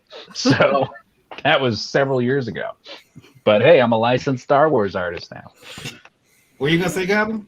I was gonna say, how do you even get like? Do they approach the artists or whatever? Pretty much. It's either through hashtags or, like, for example, I got the Star Wars stuff from Topps because I did a show in Philadelphia for Wizard World, and I had a Jack Skellington Darth Vader that I had done a Darth Vader down sketch cover. And they were like, hey, you want to do a set? And I was like, yeah, sure. And I did the set. And they were like, you want to do another one? Sure. And I was like, oh, by the way, send your blah, blah, blah, blah, blah. And I was like, yeah, here we go. And then 5-6 years later now, still no payment. So we had Doc on earlier, and this is his piece that he donated. Venom has decided that it's time to mate. Yes. Reminds me of in a healthy way, it reminds me of a class project where it's like you have to do forced perspective. I was thinking the same fucking thing. Again, I mean it in a healthy way. I mean, I don't mean any kind of disrespect. I'm just like, this is what it looks like. Venom gets in them. I don't know. Like Venom gets a beard. 11x17 original art, mixed media. So I always thought Venom was a homosexual character. I always just had a vibe that Venom was a gay character. So to me, this is Venom gets a beard. Well, I'm sure that will slowly play with the new host. We'll see how it goes. Well, I'm sure it'll be whatever will make Marvel more money. I don't know. Venom has changed now. That's a darker Spider-Man comic if he loses to Venom in a fight. I think that's already happened a couple of times. More than once. Is that really true? You got to remember, we're talking about a world where DC Comics had people vote on whether or not to kill a child. As far as the girl, I am not sure. He did not give me the information on that. The information he gave me is... I'm going to assume it's Mary Jane. Yeah, and that's probably Peter, but they're like, no. And he's like, Probably. Is that Peter? I guess that's animated series Peter, yeah. It could be. that yellow shirt. He's like, Jason the yellow polo. Yeah, that looks like it's animated series Peter. Yeah. He's like I'm Spider-Man. Eddie. No, Mary Jane. I can talk the same way in my mask upside down as when I'm like normally talking. And this is original art as well. Have an erection, Eddie.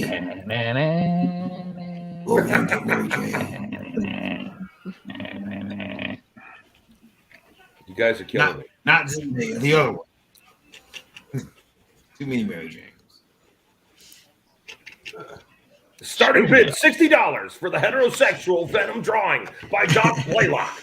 Heterosexual Venom. Get it now. 11x17 original art, mixed media. Starting bid $60. I'm gonna stop sharing for 1 second so I can go back. Crow's feet, run away. You only trained in the web. I was born in it, molded by it. Yeah. I don't know, guys. I feel like we should all have like big bongs or something, like a Cheech and Chong version of this show or something. I'm not drinking on a stream ever again. Nice. The big dong version of the show? What? Big bong version. But big dong. I could go get the big dong. I worked in dope films. I got them.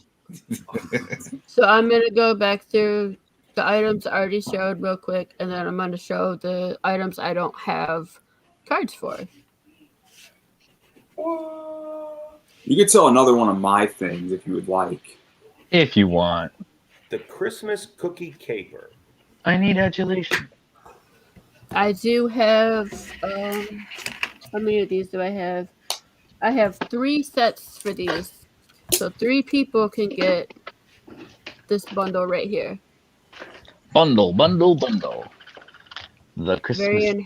Varian hates that word. Bundle? Yes, he hates it. Okay. Like a hobo bundle? Kind of like people who hate the word moist. Oh, please stop. Just stop right now. Don't you like a nice, moist juicy bundle. slice of cake. I mean, we can get to the crevice of the matter occasionally. Well, that's what I like about the How do phrase. you describe a juicy good ass. muffin or cake? Like, you don't want it to be dry. You want it to be. I would call it shenanigans.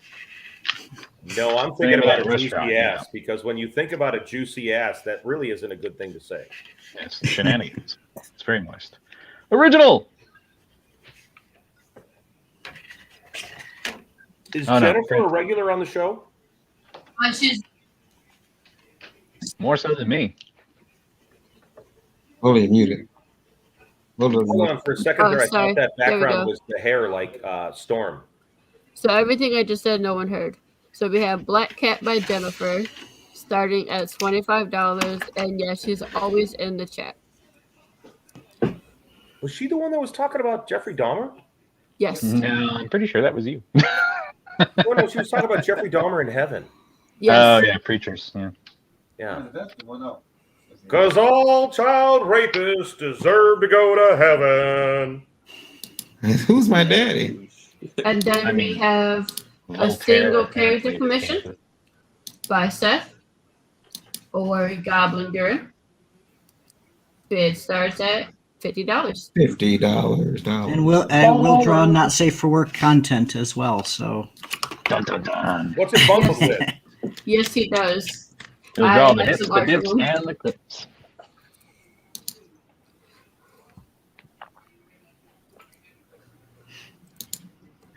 Goblin. And then Yeah, but we Varian. have a Varian, original cover. are you into fetish?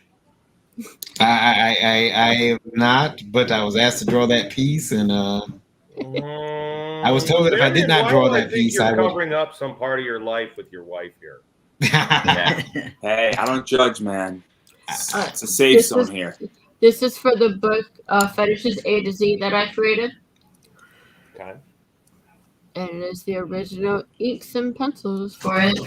I published a porno comic for Boneyard Press in the 90s called Fetish.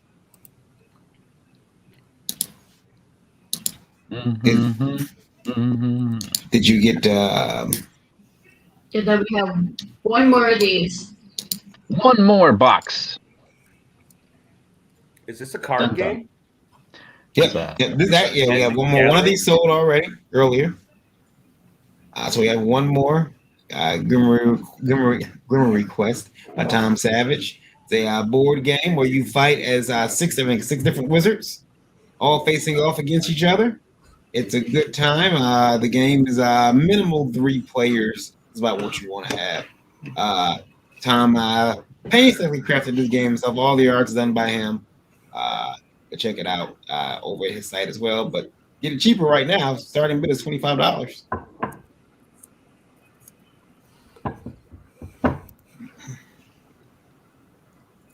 Grimoire Quest by Tom Savage. Buy it now. Then we have the naughty cover of Hell Witch. It's number 111 out of 160. Starting bid is $100 for that one. I have a question. What is naughty about this cover? You can see her nipples. Is that naughty? It's translucent. It's sheer. It's risque. Dun dun dun. Risque. Only in the U.S. though. Anywhere else, they're like, yeah, what are we even looking at here? Yeah. By the way, guys, real quick question. I'm gonna put you all on the spot. You're all of a sudden you're a tattoo artist, meaning you do the design on the skin. You just do a 12, 15-hour session with someone, getting all the comic book characters they want on their leg. Like this. Very nice, vivid piece. Look at that. Look at the color. That looks like leggings I would wear. Right, it does, right? Yeah, it's not a tattoo. What if the person says, hey, so you want to smoke a couple of bowls, we'll call it even, or the person offers you some afternoon delight. By that I mean sex. Cash. Fuck that cash. After that much work. With that amount of work. After that much work. That would be several Yeah. sessions right there. Yeah, multiple If you're sessions. going to take it out and trade, it means you can't get trade. It means you can't get puss. Or it means you suck. It means you aren't sucking what you want to be sucking. So no, you don't. No. That says you're a fucking loser. Take cash. Unless they're going to trade with like a brand new car or something. A car's worth money. It's not the same as prostitution. Yeah. Does anyone else besides me see that blurry line on the shin that makes it look like blurry line? overlay?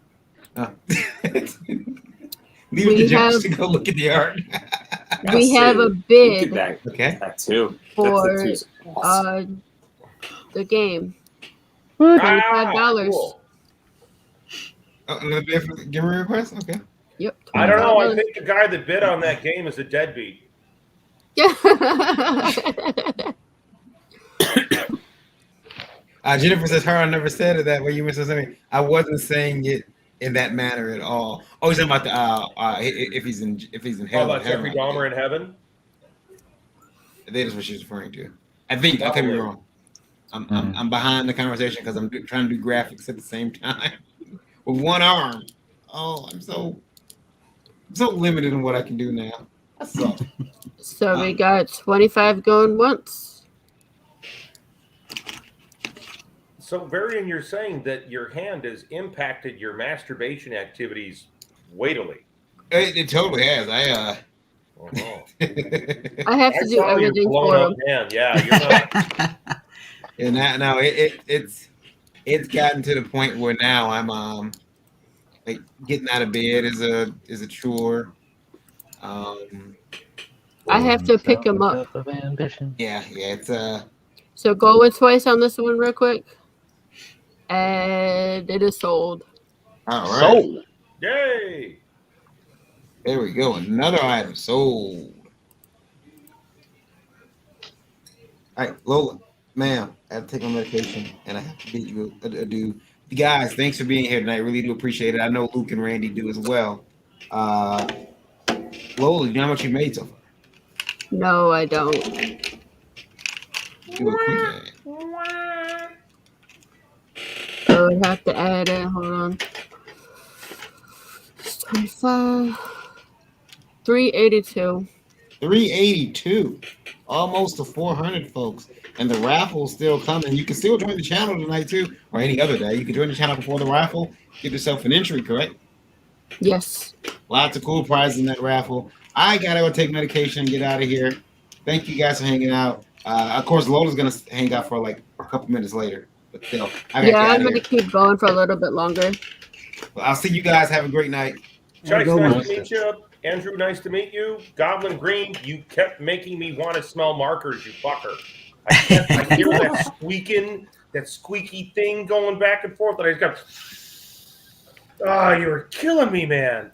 Dude, the huffing markers is the best.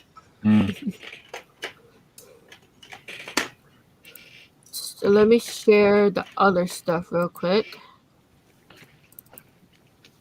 So we have another one. Nice Che Guevara hat. Very communist Cuba. Good job. That's kind of cool. I like that art. We have one more of these that Andrew just donated. Andrew, did you hear me bidding on this? I did not. I was actually in an missed interview. my whole speech about this? Super busy today. You're going to have to go back and listen to the hell I put you through with what I had to say. Yes. Okay. That's fine. I probably deserve it. It's all right. I'll just take the L. saying for every $10 it goes up higher, that's another minute. Yeah, that's Josh was asking this. Josh, ask him. This is a good question. Ask him, dude. I mean, it wasn't a question. It was a proposed sales pitch. But it's like, for every $10 you get another 60 seconds. Yeah. I mean, my ads are for however long it needs to be. So, you know, there's no real rule. Usually I like to stay under 3 minutes. Yeah. So we That's have pretty another good. one. The starting bid is $10, guys. If you want We some got an extra one. advertisement. Booyah. Who was that second bid in? Was that you? That was hard. I bid. Yeah, I bid. And I got outbid. Yeah. Well, you Some can other bid guy. again. Yeah. Yo, you can get the whoever second wants it, you know, I'm down for it up to like 5 of them. I got no problem with that. One full half-hour session. Okay, so we have 4 left. Censored. No kissing on the mouth. We got 4 left of these. I wasn't thinking about the mouth. And I wasn't thinking about kissing, Andrew. Hammer time. No. Too much Jack Daniels. All right. Put the hammer down now before I set my hair on fire. Dun, dun, dun, dun, dun. Jennifer, I think you're good. I Several think it times, was just, actually. It's you kind know, of funny. About did that guy really burn his hair off at a Kiss show? I mean, it sounds like a funny story, but I've been on fire enough times on music video shoots and shit on accident. I set a lead singer on fire in accident. But we kind of knew he had all this hair product in, and his hair was all hairspray, and he was singing into a candelabra like it was the microphone. So we were all standing right off camera, like ready to like smack out his hair, and we did. We had to put it out. It's in like the if you go onto my YouTube channel, you could see the Cock Diesel bloopers. I mean, isn't like the Jason guy? Didn't he like get on fire from like a crazy stunt? You're talking about Kane Hodder. Yeah. So That's what I'm thinking. Kane has a lot of burn scars from a burn stunt that went wrong. So this was donated by Mark Darden. What is Image Grand Disaster? It's a spoof on Image Books, it looks like. I should have auctioned off a goddamn Kill Image comic. There's only 500 in the world. 320-page fan book that was done last year. Well, there's Mark. He lives. 20 pages? 320 pages. Yep. By Joe's to Semi-Pros. And there's only 500 in the world. Rob Liefeld has one of them. Ooh. That's a reason not to buy it. No, I don't think so. There's a you know. Rob Liefeld is beloved from my childhood. And the starting bid for this one is $40. It's well worth that. Well, in the Kill Image comic, I murdered him by the pool. And his wife Well, in this freaked one, out because all apparently the their primary backyard. image characters die off. No, I killed Todd. I killed Jim. I killed Rob. There's a good comic about them in this. Several of them. It's a pretty funny one. Good night, Jennifer, and thanks for donating to this. I really appreciate it. Nice artwork, Jen.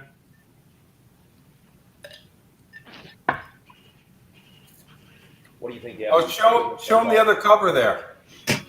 Oh, I gotta stop sharing. Hold on. Wait a second. Please hold for the next available representative. Yeah.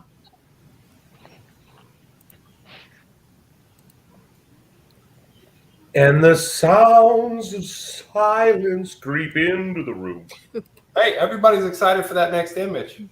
Well, at least I figured out how to like a live stream on TikTok finally. It only took me like 6 or 8 months.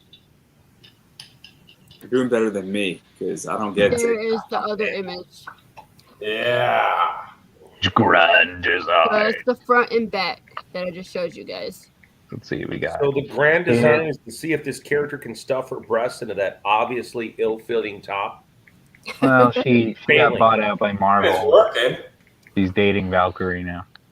Body by Marvel. That was Todd hired Neil to create the character, and then Neil took the rights with him and sold it to Marvel years later. Those are some abs. Those are some legit abs right there. Yes, they are. All around. We won't talk about the ribcage to ab ratio, but I'm sorry, ladies and gentlemen, but the last thing I want to lay down with is a woman built like a man. I don't even think there's men built like that. It is fit. Yeah. I don't even think The Rock is built like that. Yeah. So this image is donated by Dark Griff Comics. It is pencils 11 by 14, and the starting bid is $20.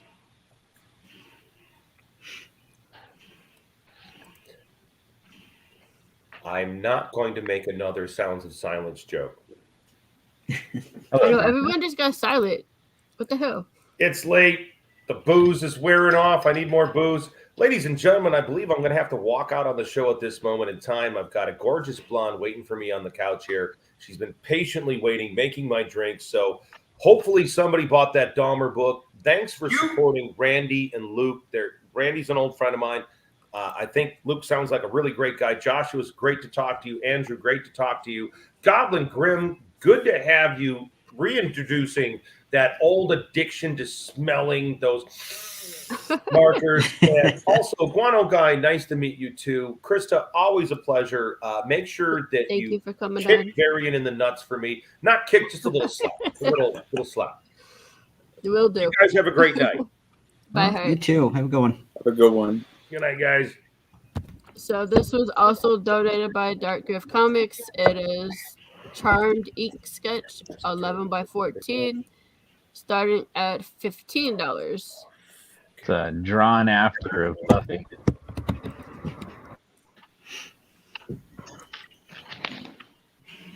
It's a drawn after of a Buffy cover with Faith and what's her name on it? Willow. This is a Wolverine / Weapon X Barry Windsor Smith homage sketch, 16 by 22, going for $15. And the last one I have for the night, guys, is Zombies. And it is pencils. It will be finished before sending. It is a 14 by 17, starting at $25.